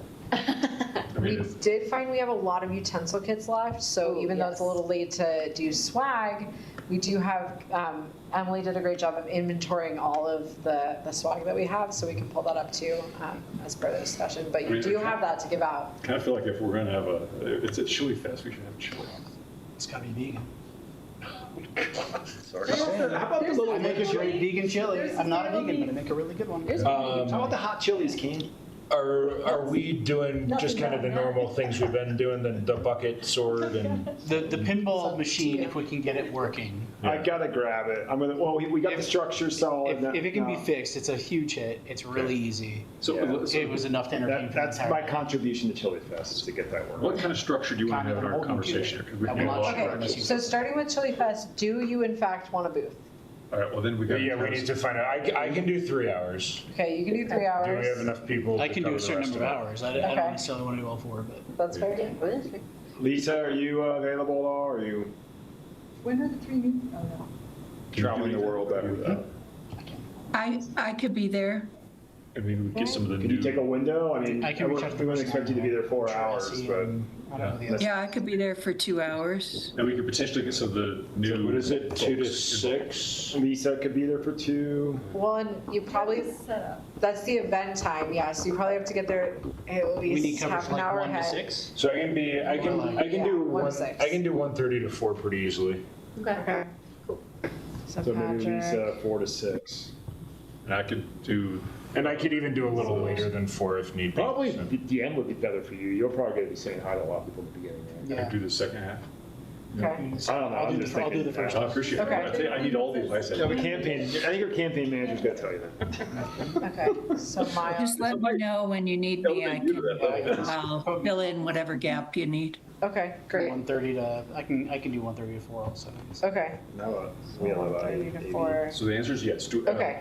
And then, so it looks like Miles and Patrick can do 1:30 to 4, Lisa can do 4 to 6, and so you're probably also. 4 to 6. 4 to 6, and it may include a little bit of breakdown time, so Yep, it ends at that's 6, but And just then know. Okay. also maybe we 4 will to 6. so the new ACES Chili Fest. members, see if they want to So, join. Yeah. we can invite them to be down there for a couple Great. hours. meet Will we some- have them in place by then? No, but they won't be official, but they can Okay. We'll come. make sure they're cool. Yeah. It's- Just like Yeah, Philip shut that. does that, those kids come to the meetings before. I'm not good at fixing things, so make sure that the pinball machine works before I Yeah, get that's my action item. We'll get it fixed and then something else. Okay. Are you in the office tomorrow? Okay, so a question on swag. Like, I think, I will talk, let's talk about We'll it. talk about it. Yeah. Jim, Miles, our experience last time is we kind of are missing something to give to the kids after they play the, That's right. Hot chilies. yeah. Yeah. Give that to the kids. Is that like a hot tamale? The hot tamales, yeah, Yeah. yes, the hot tamales. They're not the, That's a phenomenal idea. We can get like little cardboard box, non-plastic Bring the kids back to art. hot tamales. they're not the most glamorous, but we do have the coloring pages for the little kids. That'll work So, for the little kids. But for older kids, we don't have anything. So Jalapeno tattoos. you have, I think you've spent a couple $100s. I sent out ACES expenses Looks like we have ahead. a lot of money. So you still have a lot of money. We don't have We a have a ton lot of of time, money. but I could order stuff, and we brought all of the swag ACES has ever. Just for purchased with brainstorming us, ideas. If you want to see it or talk about that. Yeah, let's see what we done in the past. All Lots right. of goodies. Well, you've given away LED kits from Excel. Okay. We have a couple of those left. Let's see. You've given away bento boxes that are branded with Town of Superior. We have our holiday wrap, so that's kind of a different discussion, but holiday swag. You've given away also reusable battery kits with the holidays. You've given away these like produce bags. Those were a pretty big Produce hit at bags? the holiday fair. Yeah.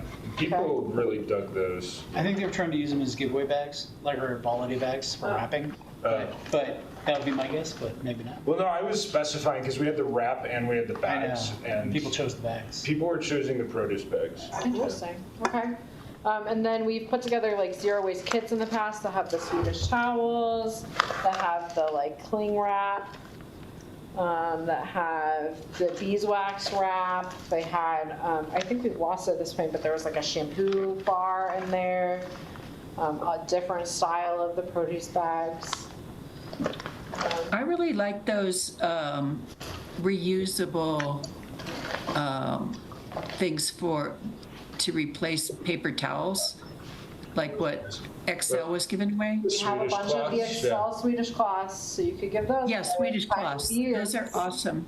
They're not as pretty as the ones in our kit here, but we I do love the have Swedish. more of these. Let's get some pretty Swedish cloths. Yeah, what's realistic to stock up on?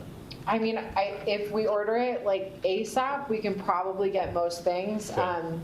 We do also have, how many of these? We have 178 of those utensils left. Let's bring those. Those are Yeah, let's Chili definitely Fest. bring those. Yeah, these are super, we bought these for Chili Fest originally, and they have the fork, spoon, and the chopsticks in there. Yeah. So if you order something that doesn't They get have here in time, chopsticks, right? this is. Yeah. Okay. Chopsticks. I just grabbed one. That's perfect for chili. Yeah. I feel like between that and the Swedish towels feels kind of on brand for Chili Fest if we could get more of the Swedish towels. I'm not sure I feel. Also the Yeah, how do you feel about these? Because we have not given these away. We still have these. They're free and available. I don't know if But I they feel are- Someone like, needs to pay for a landfill. You know, I I don't know love if I it. They feel gave like us a doing bunch. Excel's advertising for them, Totally but fine. Totally fine. We can get them. let's I mean, get some prettier ones for So are Superior. we, you need to make a motion and To purchase. to tell me if you want me to purchase something from you. Yeah. So these are the What's the, are we using our cup again They're for all chili wrapped in bowls? plastic and like that will leak in a lot of They are plastic using waste it at again. Chili Fest. Like, I'm worried about giving those at Chili Fest because people will open them and use them, and then As there's like a plastic napkin. Just everywhere. Yeah. So Kind of defeats our. Yeah. I think bags are really good still, the reusable bags, even though I know everybody gives them away, but So how many bags do we have? Yeah. 30. We have 30 of We those. don't have very many. Can we order more of those? yeah, let's order more of those. People love I was those. like, as long as the town staff aren't taking them again, I think we'll have plenty. Town staff took them? Oh, yeah, we gave away probably a couple dozen to town staff. Oh, That's okay, as long as It's they're fun, using it's great. them. yeah. But we got the, hey, my colleague Fine. said they really like it, can we have two? Okay. Yes, so we can order more. I'm not sure if they'll be here in time for Chili Fest, but Okay. I can let you know We immediately. could always find another use for them. Is there a Yeah. motion? Or should we move? Well, Hang on, yeah. I like the hot tamales idea. I'm wondering if we can do like a fishbowl and a spoon type of approach. Wait, I'm sorry. I didn't realize that was a serious suggestion. What are Why we not? talking about? I don't know what it is. Little It's a hot candy, it's like a hot candy, like a little Mike and Ike. Oh, okay, But okay. if you know what Mike and Oh, Ike. sure, yeah. So, but to do it in a way that we don't have to A, touch it with our hands, B, we don't have to do any disposable waste. So maybe to get them, they have to already have a chili cup or something. I don't know. Okay, so like, I'm picturing like you need a bowl and a spoon and like Sure, a and a bulk ladle. Costco version Yeah, of candy. yeah, got it. Yes, that's I what got Okay. there. I thought you were talking about actual Yeah, chili peppers. and that was are we really. going to get busted by children. some health code people if we are doing that? That sounds Not awesome. if we eat the evidence. Sorry. I think I'm gonna want breath mints more than hot tamales, honestly. Michelle would Well, always. this is not for you, Lisa. This is for the I'd be okay kids. with that. I mean, I just I want want to breath put mints. so. Sure. Yeah, Michelle always would do the oranges. That's also like the But one that as has. far as the flow of the Yeah. booth, though, it's Peppercorn. pinball machine to engage kids, Correct. essentially. Yep. I still think it's an open conversation. We don't have to have it tonight, but how are we engaging people who are not kids? I think Yeah. that we need to work on that. Right now, we are a very kid-centric Mm-hmm. committee. But then the kids do something, then they get a spoonful of hot tamales into their chili cup. And if you're a parent, then you can get something else from our stash of swag over here. We've talked about hot tamales, reusable bags with the town branding on them, more of the produce bags, and pretty Swedish cloths. So, and you have, we can look it up, what exactly ACES has left, but it has over $4,000 left. So the best thing, 4,700 is what you said on the Yeah. spreadsheet. I think the best thing are those white bags, those grocery bags that pack into a little thing.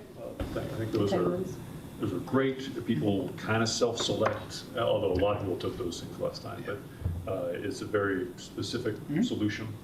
It's branded kind of superior. So I would. I'm on board for that.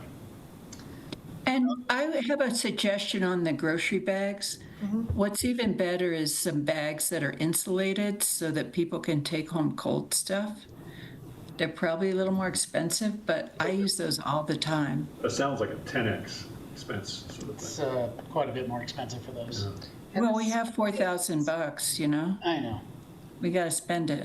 Well, the last event is the holiday bazaar. Yeah, We'll make so- stuff for that too. You don't need to spend it all in this meeting, but I did also put last year's expenses in there. So we typically spend like 500-ish on the gift wrap or a little bit more with the battery kits. I just pulled up previous years. And then if ACES wants to do the leaf bag giveaway again, we have a few left, but that's typically about 300 as well. So you may want to leave Yeah. somewhere in the realm of that, you know, just if you're interested in doing that stuff again this year.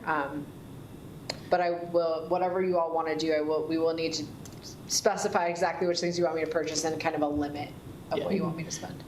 Real quick, another question. Do we have a sandwich board and chalk that Yes. we can use? Yes. That's large enough to stand in front of the table, not like a little one that goes on the table? You have the rainbow ones. I want that- one Alexis-sized. Do we have like a large We one? don't have an Alexa Anybody? size. I know we You have a video. do board. have the video. You have the, yeah. But my We have purpose a big for asking rolling is, sign. this is an opportunity also to engage residents and non-residents visiting about what they want to see from Superior businesses Sure. to be more sustainable, to facilitate input into the micro. Great idea. So you can literally put something in front of the table there where you say what you want to see from your Superior businesses and have people write ideas on that board. and we can capture it and erase it and have more people to write things down and give you a whole bunch of ideas from the town folks Yeah. about what they want to see from businesses. I don't think, we have 4 little ones. But we don't have a big one, but you Does could. business, or not business, I like does the that because events that team have engages anything? adults. It engages adults. They'll get feedback from actually being consumers of those businesses. Businesses will get the feedback directly from their own consumers. I love Exactly. it. I think that's, Yeah. Excellent idea. that fills a hole. Right now, we're only kids, and so Yeah. this is kids and adults. I've typically seen the easels with the big paper on there. Would that work? Because I'm pretty sure we have those, and I've seen that like set up for comp plan feedback and other feedback Yeah, like unless actually Unless it's fest. windy and raining, yes, it'll work. Okay, I like the paper because you could keep it. Yeah. If you erase things, then you're not going to know what was written before. Yeah, sticky big- notes? Big Post-it pad, yeah. 2x2. Yeah, keep And I think those. we already have that. Turn it into a facilitation. Absolutely. Sure. I think that's a great That's a idea, good idea. Miles. You're brilliant. Get your dots out, get some votes going. Yeah, we can have dots. I've got plenty of sticky dots at home in my caboodle. I can bring them. I love it. The caboodle. All right, so what I'm hearing right now is we want to do the current grocery store bags. Yes. Lisa has put forward an idea of looking for insulated bags, so Okay. maybe we want to look at, I will look at it. but at least we know those things exist. And so Lisa, my first thought is that we should at least get a bunch of these things, Yeah. and we should also explore if these insulated ones, what it would take to. That sounds good. Okay. We can look at the insulated for future. Do you want anything else other than those? Candy, you want a candy? Yeah, we If would- it comes in a and bowl box, and a- And we want hot tamales hot tamales if they come in a box. So, or spoon. so how are we working the hot tamales? The idea is we have pinball, the kids do the pinball, we ask a trivia question, and then after they answer the trivia question, we give them some hot tamales. on a spoon from the bowl, or you pour it out of a little box that's recyclable, right? Okay. Is there a dispenser that has a, do we have like a Like a candy gumball dispenser? dispenser? That's what we're doing. How about a gumball machine? You get to turn and get a little handful. Oh That's a man, great children would be really Great. into that. Idea. I don't know how much those cost. I don't either. I have Probably no not idea. $4,000. Yeah, definitely. you can give me like a limit to see what all we could get with all this. I do think a candy dispenser is a good idea. Honestly, I think might that be would be like- something we could use going forward too, obviously. Probably. Oh, yeah, I love the candy dispenser. That's a good. Are kids really going to want to eat hot tamales? I don't know. Oh, I would. It's theme appropriate. I think it'll be fine. I don't My know. daughter does, even though they're spicy. Maybe something My daughter would never eat a hot tamale. creamy or like something that is. Anyway, Hot tamales are I have a picky daughter, so that's zero allergens. probably your. Oh, my daughter won't eat them either, don't worry. Oh, I didn't think about that. You can get a 54-ounce bag There's no of dairy hot in that. tamales from Costco. Oh, really? Okay, yeah, You we're can gonna have have to, we're gonna have to as get an that. alternative for someone who doesn't. And we need one also for the You guys gonna snack on them before the chili fries? Yeah, we're gonna be cranking that candy dispenser. Looks like a gumball machine is about like 70 to $80 on Amazon. I'm at 30 not bucks on expensive. Amazon. That's something you guys would probably use for Okay. tabling again. All right, so I move that you all look for what we just said. Yep. The grocery bags, also explore the insulated grocery bags, and candy dispenser, one that might survive more than one event. Yes, So hopefully. probably more like the 70 bucks. This one looks 30 like bucks. the kind you'd see at a gas station or And, something. That's what we want. Yeah. And hot tamales or something like that to go into the dispenser. Sure. And spend $1,000 or less. Is that all? I think for bags, you might want I would more have than that. It's 1,500 just- bucks or less. Well, and we got, I think we could spend I bet 2,000 the only because thing we we committed a to lot. spending on this one in terms of bags was the produce bags, right? Aren't we just investigating the Yeah, insulated we're bags? investigating insulated bags, we're Oh. exploring not the Oh, produce bags, it's the white The ones. foldable there. white ones. With the Those, we have superior 30, we brand. have 30 left. But Oh, okay. they're. Yeah, still okay, high so quality. spend up to $2,000. Okay. Yeah, are we good with that? yeah, Great. Okay, you need Get an a second official for that? motion. Second. I second. Okay. Wait, Alright. okay, so you made an official I motion made for a special 2,000. motion. Cool. Yep, Great, Miles is writing it down. second, all in Power of the pin. okay, favor. Aye. Aye. All right. Perfect, Great on these. you're good. great. Awesome. So silk was on your list? Oh, will you speak to Yes, this? so we had, for context, Green Teams has relaunched for the volunteer events. A Silk member is on Green Team, and she was telling her friends about it. And they were on Silk, and they were trying to think of events that they could help support in a sustainability capacity. or some things that they could do. So we said that it might be fun for them to come to an ACES meeting, could discuss what potential partnerships and ideas could look like for events that they could Let's schedule it. come up with or run with. And originally it was gonna be tonight. Clearly, 7:15, we had a packed agenda, so we were thinking they could come September meeting. But this would allow time for them to kind of brainstorm on some stuff and for y'all to kind of brainstorm. Because I know last meeting we discussed potential, like exploring partnerships with Silk on some things, or like what that could look like with the outreach and education aspect that the town wants to look at a little bit more. So that's why that's on the agenda. So there isn't like any hard goals or anything. It was just because it came up in our last meeting. And also Silk happened to reach out and simultaneously also wanted to connect with ACES, so. Seems like a really cool. Yeah. Great. Yeah. Yeah. What about community service projects? That's, I mean, they're open to all sorts of stuff like that. They have a lot of members. I know they had members in the 20s and 7 of their seniors just graduated, so they might be having like new people coming on. But yeah, some sort of events, collaborating. Feels like it could be a really, it could grow into a really core partnership. Yeah, because they have like the, you know, the parents' night out stuff. There could be like a sustainability themed, you know, because we're talking about, I remember last time it was saying like the kids are more like they know this stuff better than the adults do. So there might be like a cool partnership for a parents' night out where it's like a sustainable meal, sustainable focus, reusable, like something like that. Like, so there's a few things that we could talk about. But yeah, just something to think about and see, because they're interested too, so. You know, I would think that, you know, we should get them in there, we should have a brainstorm, but I would think that a partnership with them helping to staff our booths at these things, we got a kid-centric booth. Again, I think I'd like to have more adult stuff. It would open us up to engage with the adults while the kids are helping kids. Yeah, that sounds great. And you both committees have budgets, so if there is like, you know, what was the one in winter that you guys held? From the kids. You guys could hold your own event too if you wanted, that could be promoted. So if there's something you aren't doing, but like both committees had capacity, yeah. Like I know Louisville has their, or maybe they don't have that, like the prom dress swap, like prom and suit season swap or something like that. I love Like, that. there's a lot of, no, I'm very excited for the ideas, but that's why that's on the agenda. So just something to think about because they'll be coming next meeting. Great. Great, yeah. I guess maybe keep an eye on the agenda for the meeting. It's nice when we could do things like, or these guys are able to present and get out of here. So. It might be, because one of the issues with them coming this time was I think we will have to schedule them a little bit later because they have some after-school programming. So like if they're on sports or like clubs or stuff, so they might be coming more around like the 7 o'clock mark potentially. We'll coordinate with them. Yeah, but we can coordinate with They were them. interested. Cool. Sounds good. And then we had 4th of July debrief, which we did a little bit. Kinda of. did And we kind of Yeah. feathered it in based off of this last couple discussions. Yeah. So. I mean, you weren't there though, but you were there. It's fine. I just, I Nope. was trying to capture all the things I mean, you're that kind of I hearing got. the debrief through how Yeah, we're trying to, yeah, Get you the know, stuff. to tweak things a little bit for Labor Day and kids and all that stuff. Or not Labor Day, Chili Fest. Yeah, and then I did send out the like town events for the rest of the year. I think this is just the last thing to keep in mind is obviously Chili Fest is next. We did talk to Michaela about the mural festival. It sounds like there's not going to be committee booths there really. It's really going to be arts focused. So Really spread out, right? yeah, and really spread out. So, but we did follow up on that. There will be the costume exchange like we talked about October 2nd. That'll be great. And obviously we'll be promoting just the collection because Superior always has the most costumes. So I'm hoping to keep that up this year. It's great at donating all of those. And then there's a volunteer reception in November. So you all are invited to that. That's usually a wonderful dinner. And then there's the 2 events in December that I know ACES has kind of signaled interest in. So just kind of good things to kind of keep in mind with your calendar as we move forward.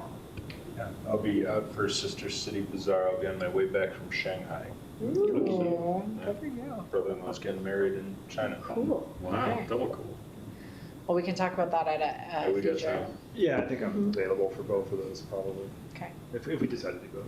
Yeah, so that can be a future discussion, but I want to put it up here and get people thinking about, do you want to do both? Sister Cities, there's not a time on there, but it's typically a lot shorter than Winter Festival, which you can see is listed 7 a.m. to 7 p.m. here.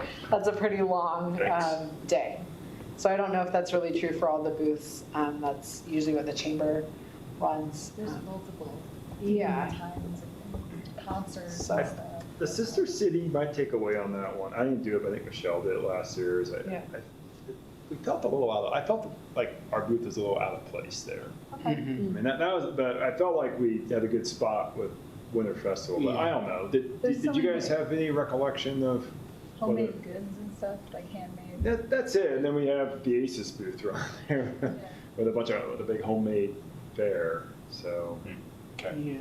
I just- Well, that was the one where, like you and I were doing it. Well, that was. It was in the I thought we community did the center. Western, I thought we were at the festival. Well, Was that the bazaar? the festival was the one that was inside the civic space. We had a part that was okay. inside The here. bazaar was but over then- at community Bazaar is a center. community Yeah. center. Bazaar is a Like, community right- center. We were the first booth in, Yeah. and yeah. I thought we were incredibly popular. It was popular. Maybe I'm wrong. Maybe I'm remembering We had some good incorrectly. conversations No, with the other vendors. the festival was, I didn't go to the sister one. I went to the other one, and that was in the civic space. Yeah, Lisa and I have done that one the last couple of years with the. That one was good. I don't remember it being 12 hours, though. It was only a few That's, hours. yeah, what I remember. So you're right. We'll confirm the time, because 12 hours Yeah, doesn't that fall doesn't into seem right. previous commitment. This is just Michaela's list that she set out, so. That can't be right. Maybe She just they're loves changing. the holidays. Yeah. She's like, We're gonna do 12 it. hours this time. It's gonna be- So, we can follow up on Other that. decisions on this thing? Are we good? Are we good to We're move to good. water? Yeah, last thing is water conservation and council. You're right. Yeah, so to get the rest of you up to speed, me, Eric, John, and Alexis, and actually, John, maybe you left last Friday. So to Jen's point, and talking about water, it doesn't feel right that all of our communities surrounding us have water, or a lot of them have water restrictions, and Superior doesn't. And you can't get away from daily headline news about the drought these days. Dillon Reservoir lowest ever, this reservoir lowest ever, reservoirs being drained.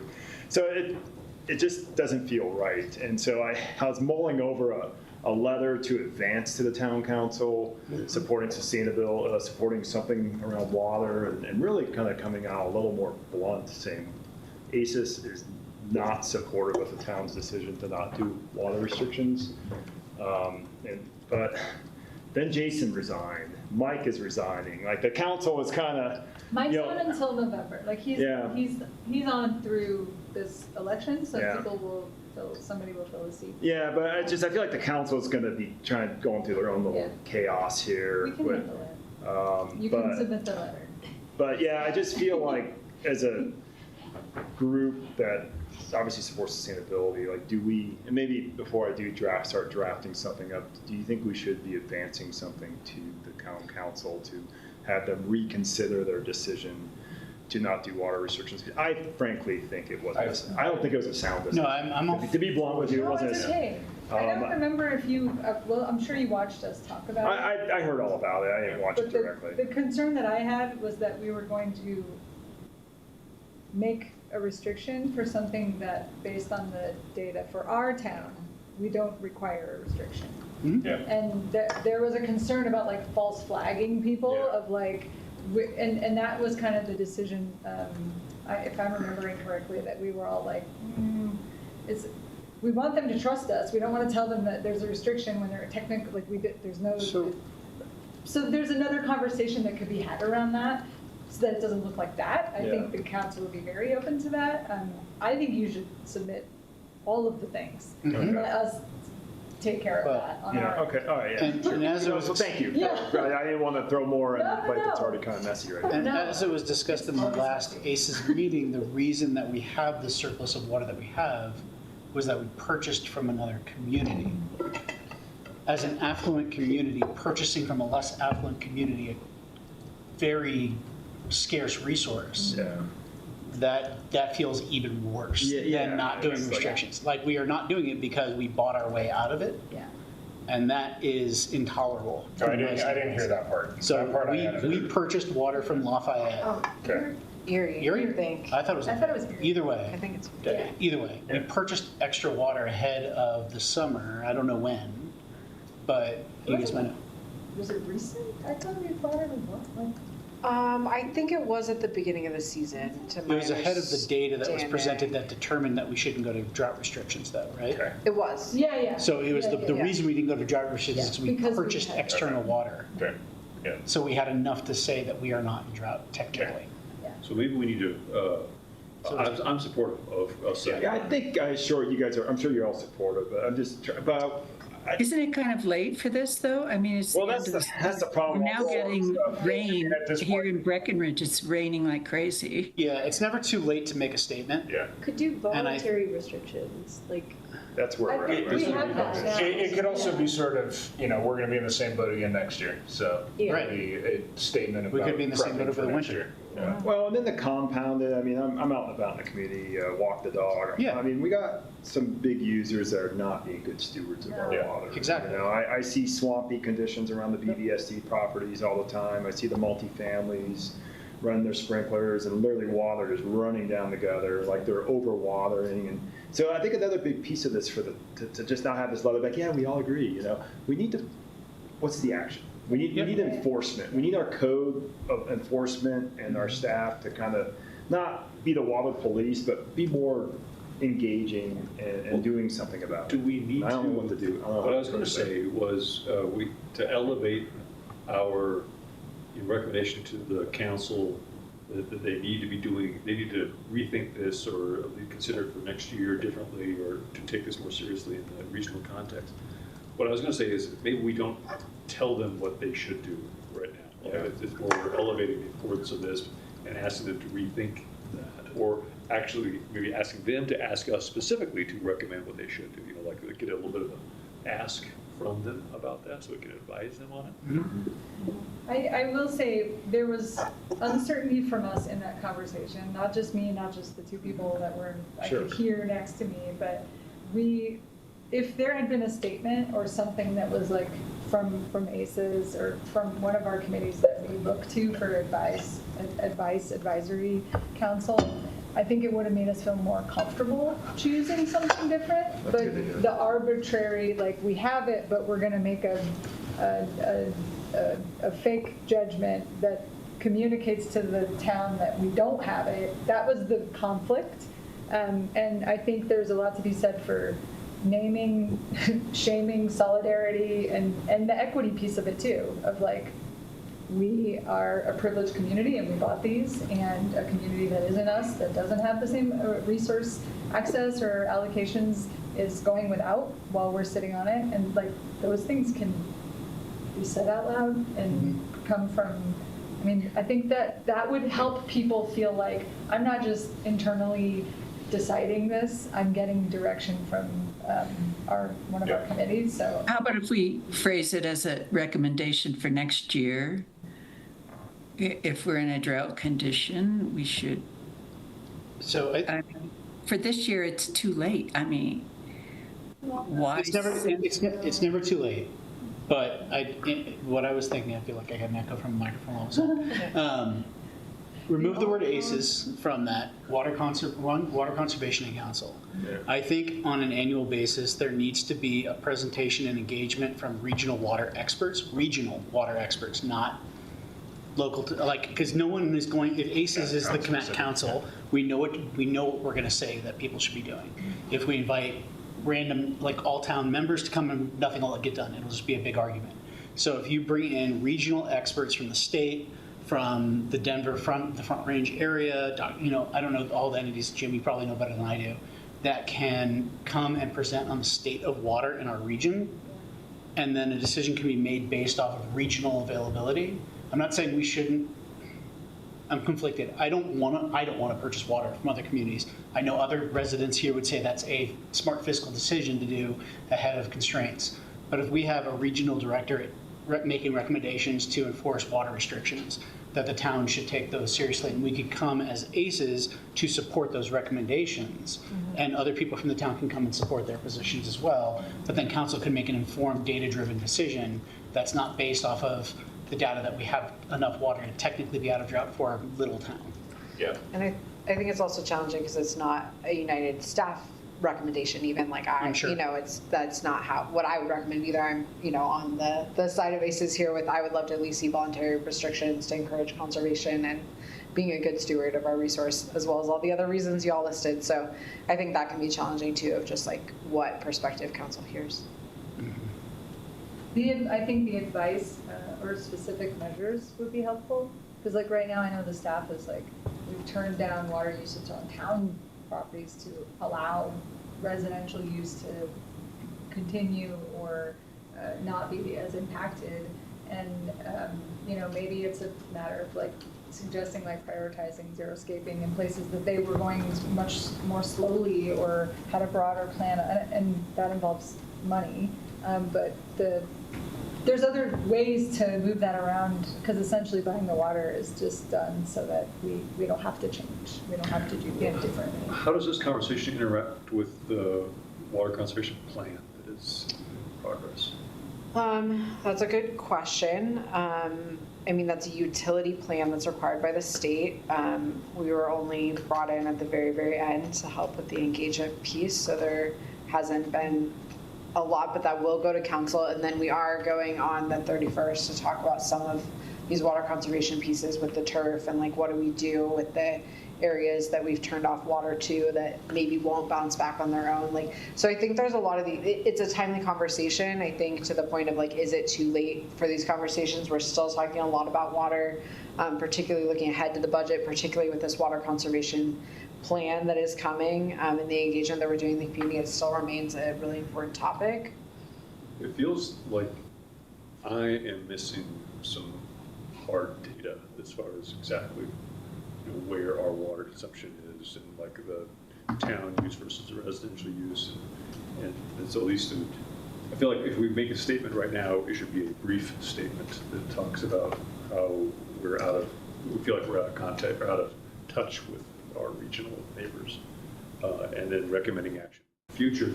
And then maybe ACES is teeing up more of a role for itself to provide some more guidance in the future around this. Is there a regional one? Like we have we have Dr. Cog, we have is there Northern Water typically convene, they're our water provider, but Right. they typically convene a lot of these conversations on every level, both the utility scale, the water conservation groups, like Resource Central is more like community facing piece or residential programming piece. But I mean more like the airport Like a rec. roundtable, or we're all municipalities that are dealing with this. Yeah. Why are we not meeting to talk about it? I think to some extent, like Jim Widener does meet with our neighbors on those pieces, but it is more like utility focused. A formal council or planning, We also- whatever it is.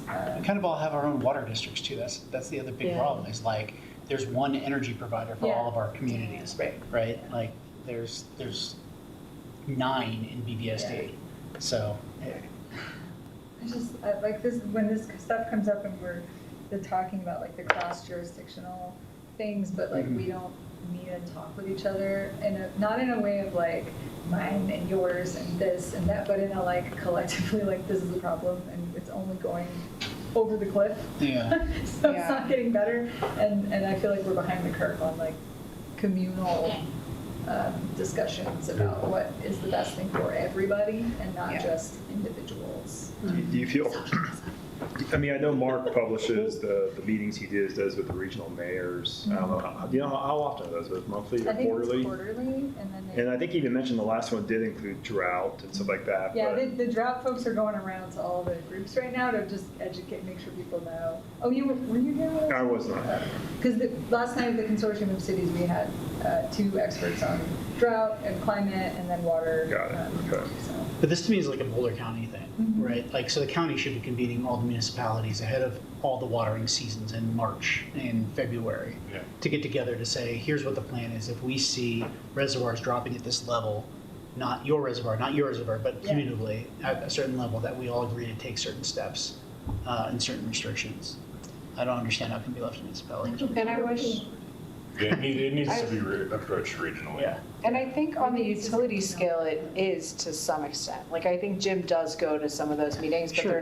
they can't require, They can't force us to do anything. It's still up to the Yeah. communities to make decisions, and I think those are still somewhat siloed. Like, the fact that I can't even speak to exactly what those meetings are and who attends them. And all the different levels of, there's the elected officials making decisions, there's utilities, there's water conservation, there's, there's a lot of different stakeholders here. So Lisa's raised the point of, are we too late? Miles, you said, it's never too late, but it's also, there is a cadence to these sorts of things. Like, we're talking about it right now. A natural cadence would be a month from now, we would bring a proposal to talk about, and then another, if this would push By us. then, we're blowing our irrigation system in October. I mean, I Exactly. get Lisa's point. I mean, is there any way to accelerate? I mean, we already know we can't send a letter around and have everybody edit it, right? Because that's against No. But the rules. We send a link to the Dropbox and everybody. And everybody can go That's in. true, everyone can go in. If you create it Dropbox or Google, the Google folder. Yeah, and I think what you need to decide right now is if you make a motion to move this forward, like the bones of what that outline is, and then people could do a little editing, we kind of have that workaround, but I think kind of like, you articulated really clearly, like, John, what you would be kind of comfortable seeing that, like, being a good partner to our neighbors and like, actually, I think you would kind of need to decide some parameters of what the letter would cover. Well, that's what I was The mulling around direction. all weekend, and then I did Fun to it. do. Yeah. So. It's hard. It's easy to say, yes, I agree with you, but then as we dig into this conversation, it's hard to get to the specifics. Yeah. Do you want to write an outline? No, I got a lot of ideas in my head, and I took down some more notes hearing you guys talk. So yeah, it probably makes sense for me to take the lead on a draft. I mean, just to kind of give some words to you, I would think that a short message, Like a 1 page, half a page. I'm something looking at that about a makes- quarter of a page. A quarter right now, page. like 4 sentences. A memo. I'm Yes. happy to communicate the, Yeah. like. Bluff. But it's, I would think it's something Hey like, guys, here's some feedback on the decision that we made, and here's where. it landed. ACES it recommends to the town council that you revamp how you look at water restrictions in the context of regional drought or statewide drought, to look beyond just the Superior specific supply, Yeah, water. Nice. and think about how we fit into the broader context of our community. And we are offering to provide assistance in helping to do that for next season or whenever it's helpful to you. Something like that, something that we're just kind of giving a bit of a ammo to Jen and others to say, yeah, okay, guys, we should be thinking about that, but not overthinking it right now, because we could turn that around pretty quick. Sure. Yeah. Like, how soon can we get this in front of? Does it just go in the board packet and that's it? And they just read it? when Yeah, they I read it? think you would like submit it on behalf of, I can't remember exactly how we do it, but yeah, I think. But to his cadence point, are we still like, even if you got the letter tonight, which you're not going to get, are we still like a month out before it actually hits the Horma? I think you could send it to, directly to council and CC staff. Oh, it could just be an email. I've got Yeah. another idea. Yeah, what do you got? How about we move that our town council liaison reports out at the next town council meeting, that ACES thinks that the town council should be revisiting this? Can we just short circuit this by just giving you Are we allowed to do that? Tell me what to do. Sat down for these counts, all right. We gave you the power, we can take it away. I'm happy to say that, 'cause Your tires are being I agree slashed on with your car you. right now. No, I think that's, I agree with you guys report out on council meetings anyway, so bring And we this can up and be like, this amend is it the so key that takeaway. before the next council, Jim, you kind of Yeah. put some bullets in place that lets Jen kind of summarize what we're Okay, talking I about. make a motion to provide Jen with talking points based on Jim's recommendations to bring to the next council meeting to share out to inform council we should be reconsidering drought restrictions in Superior even this late in the season. I second that. Oh, Sorry, Too what I late. would say is they're Jim's recommendations based on the ACES Based on, discussion. okay, sure. So it's not just Jim's perspective, this Yes. is to represent ACES Yeah, perspective. and I got some correct? notes. Okay. And I think I do want, in this letter, and I said keep it short, I do want to give a couple little nuggets of things we could do, even if they don't do drought. I think it's great. I think it's Yeah, great. and I got some ideas. One thing I want to say, and I don't think it's going to come to fruition, but I would say that 90% of our town probably knows we don't have drought restrictions. I would say maybe 40% know it's because we have enough water. I would say less than 1% know why we have enough water. Yeah. So there may be something, I would personally like to see a full explanation of why we did not go to drought restrictions released from town council to everybody in the town, like through channels. It's a transparency thing, it's an admission of process, but it is not now known. And every time I have conversations with neighbors about, they're taking our Rock Creek waste away and things like that, I give them like one little piece of information, they're like, oh, I didn't know that. And they reconsider their entire approach. So ahead of putting in discussions about restrictions for next year and things like that, let's make sure people are aware of why we don't have restrictions this year, not just that we don't. That's very in alignment too with our concern of saying it's restrictive, but Yeah. not having the data to support restricting it. Yeah, I'm on board with that. I have a question, because this is about like for next year stuff. What is the cadence or like the timeline of when those discussions start and when That's a those good decisions need to be made? Because it sounds like the discussion you had with like the climatologist last night, if we could time for like regional water folks to come in and maybe have some data prepped that's Superior regional related, then that can help, you know, to your point, provide some of that data. ACES can provide recommendations based on what they've talked about, kind of trying to set up something like going forward. Because you do have a point, like there's like that, it sounded like a really great talk that you went to last night. And if that's something like every year, you can have like a regional water person come and speak. I think that'd be like a really good idea for other towns nearby to do that too, because it gets around this issue, because like this stuff's not going away. I think the other word, you're saying the word regional, which we all agree. Yeah. But there's this other idea, which is a longer time frame than just annual, right? So it's Yes. regional means not just city. Yes. The longer time frame other than just not annual is trying to get at this point that we're in a spiral, which is going in a bad direction. And so that will go up and down individual years. But for us to recognize that as a town in just a more sophisticated way.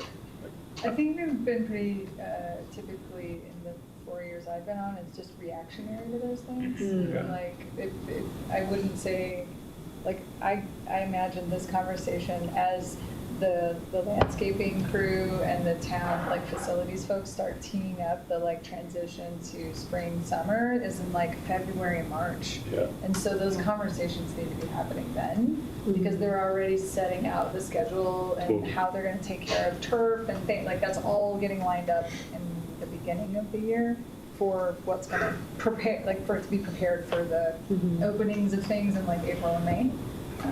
So that would be a good idea for there to be like a standing update on water, climate, like air quality, all of that. And some of the reason we're having some of this conversation now is that there's budgetary pieces to that. So Yeah. rolling out for next year, you know, unless we talk about what we're doing with that turf, right now there's no budget either way to add better turf back in or to change it out. We'd do what I did and just let all my grass die. That's what we're doing right Can now. we bring pictures of our ugly yards but not share them with HOAs? That's a real way to do, like, if there's turf that dies in all this because the town's not watering it, I would be disappointed to see them try to rehabilitate it and fix that. That would be the opportunity to be like, Just dig a few holes and Take it put some out. native plants. Yeah. just get it, yeah. Yeah, Like, bring that to the 31st discussion, we're gonna talk about it. With wildflowers. Right. I do Like, I'm think, killing my front yard right now on purpose. It's a plan. I think it'd be really interesting to see the water consumption per household in Superior this year versus our neighbors and publicize that number. So we can shame people. I Yeah, love a public shaming. I think we need to. It's a social Get out there tool. with our mouths. I come from the military though, that's how we do it. It's, you know, it's, Right it on basically board. highlights the, I mean, you wouldn't be the first, like, Hawks. we're not asking people to like call on each other, but it is like a. no. It's not an individual thing, but Living in Colorado, you know water's a precious resource. Like it's precious. you just might not care. All right, well, we We live are on a golf course. Yeah. 13 minutes, 14 minutes over our timing. I'm failing on Right. mine. It's okay. It's a good discussion. Okay, Yeah, that was so really good. help me with timing. When do I need to have something drafted so you guys have time to look at it? Well- I mean, these are really just talking Town points. council is on Monday, right? Next time, like not this Monday coming up, but the next one. Yeah. And are we just gonna send you our talking points and you're just gonna have the discussion with town council? I'll just report out when it's my board report and share. Okay. I know what I think I'm gonna say. You can tell me what. Okay, well, we're gonna give you what some, say. we're gonna give you some talking points Yeah, and that's ammo a good. little bit. That's a good I idea. think talking points, but a follow-up with an actual written, like, artifact would be important too. So I still think we should do that approach of creating the bones, adding to it, and drafting an actual full letter. It doesn't need to be to Jen before the No, board meeting, no. but it could be submitted later. The thing I would say to that is, us writing something like that without knowing the bounds of it is a really hard assignment. But if we have the town council ask us a question, to assign something. Okay, what should we do? What is the, you know, something that is a more directive ask that gives us some boundaries to respond to. Because otherwise, we're just, what, you know, we're going to write. Complaining, yeah. And just Yeah. for reference, like, I will be socializing this over the next week and a half with council members. I'm not gonna just be like, here's my board report and here's all this. Yeah. Like, they're gonna know that I'm gonna talk about that and formally like share. But see, that would be like the call to action, I think, that we'd have at the end of this. And, you know, ACES is happy to provide more specific recommendations upon your request. There you go. Does that accomplishes what you're looking for? Well, yeah, just some way to so that we're responding to something specific as opposed to just waving in the wind. Yeah. And I think there are specific instances talking about this on the 31st, and then also the budget discussion. These conversations are going to come up, so I think your timing is good, because that's going to be the 31st and then September probably is when we're talking about these Well, things. I hate to be doom and gloom. Our last couple falls have been dry. Yeah, and for the All record, the way for up until the, November, December, so it's maybe not too late, I guess. for the budget, like, we're just now the finance committee is gonna meet next week, and then the council will be reviewing the budget over the next couple meetings. And so it's completely appropriate that if an issue gets flagged that's going to be something that costs money later, but we don't know the parameters exactly what that is, there can be an earmarking of like, we know that this is gonna be something, we don't know exactly what it's gonna cost, but we should allocate some funds to address this. And so just, it isn't too late. Well, and I think before everybody runs to the budget point, I'm just seeing behavioral. There's a lot of behavioral room for people to save water, right? Just taking control of their systems, or, you know, the 5 layers up on BDSD that have to tell the person at the grounds to turn the timers back, or the summit at Rock Creek that water's always running down Rock Creek Circle because of them. I mean, there's a lot of behavioral stuff that can be done that in theory doesn't cost money at all. And then we can also be a little more. It saves money. Yeah, it saves money. And we can also be a little more forceful. I know you said it was buried in some communication, but we could be more forceful with our communication to town residents of like, you should not water more than 3 days a week, 8 minutes a zone. Yeah. Wow, that's a long time. Yeah, I mean, I'm 4 to 8 minutes a zone, 3 days a week, so I am on mine. But I mean, just very direct, not buried deep in a bunch of links, like, hey, we're in a drought. This is the prescription. This is the max you should be watering, and water less if you can, or something. I don't know. And that direction comes from council, I'd say, like, to be a little strict, like, stronger in that messaging. But- We but- put out a lot of water messaging. Yeah. We have free sprinkler audits, and they'll come adjust your timers for you and do all that. Yeah, So- but just get right to the point. The sprinkler audit says how much you should water. We just tell them the answer.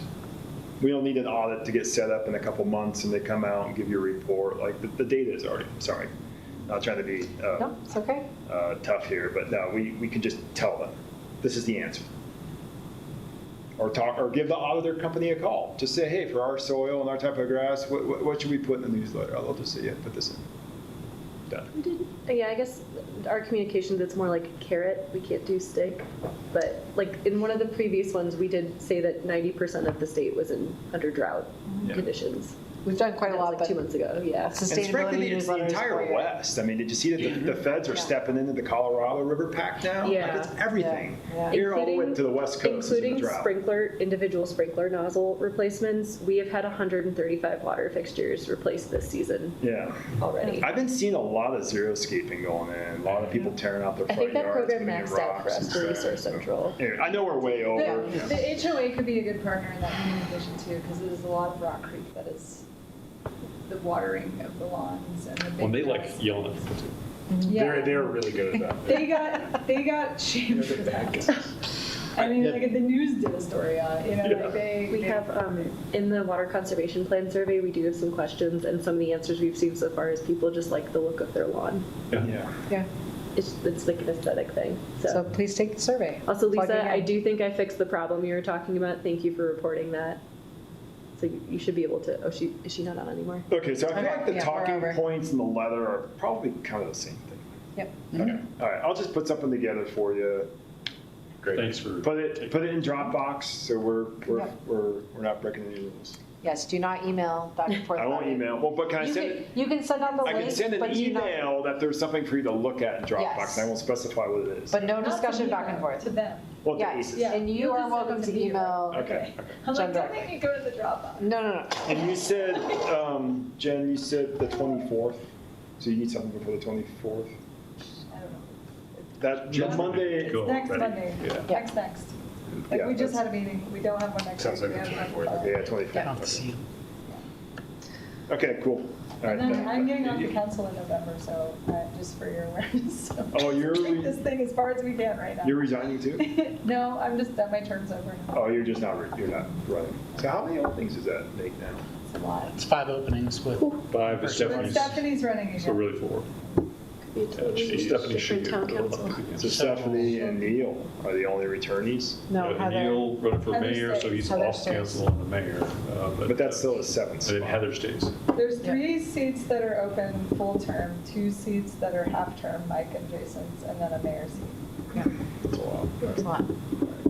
Okay, anything else on the water? I think we beat it pretty Any other good. topics? Nope. Move to adjourn? Motion to adjourn. Second. All in favor? All right. Thanks for running it, John. Yeah, nice job, John. Good job. Well,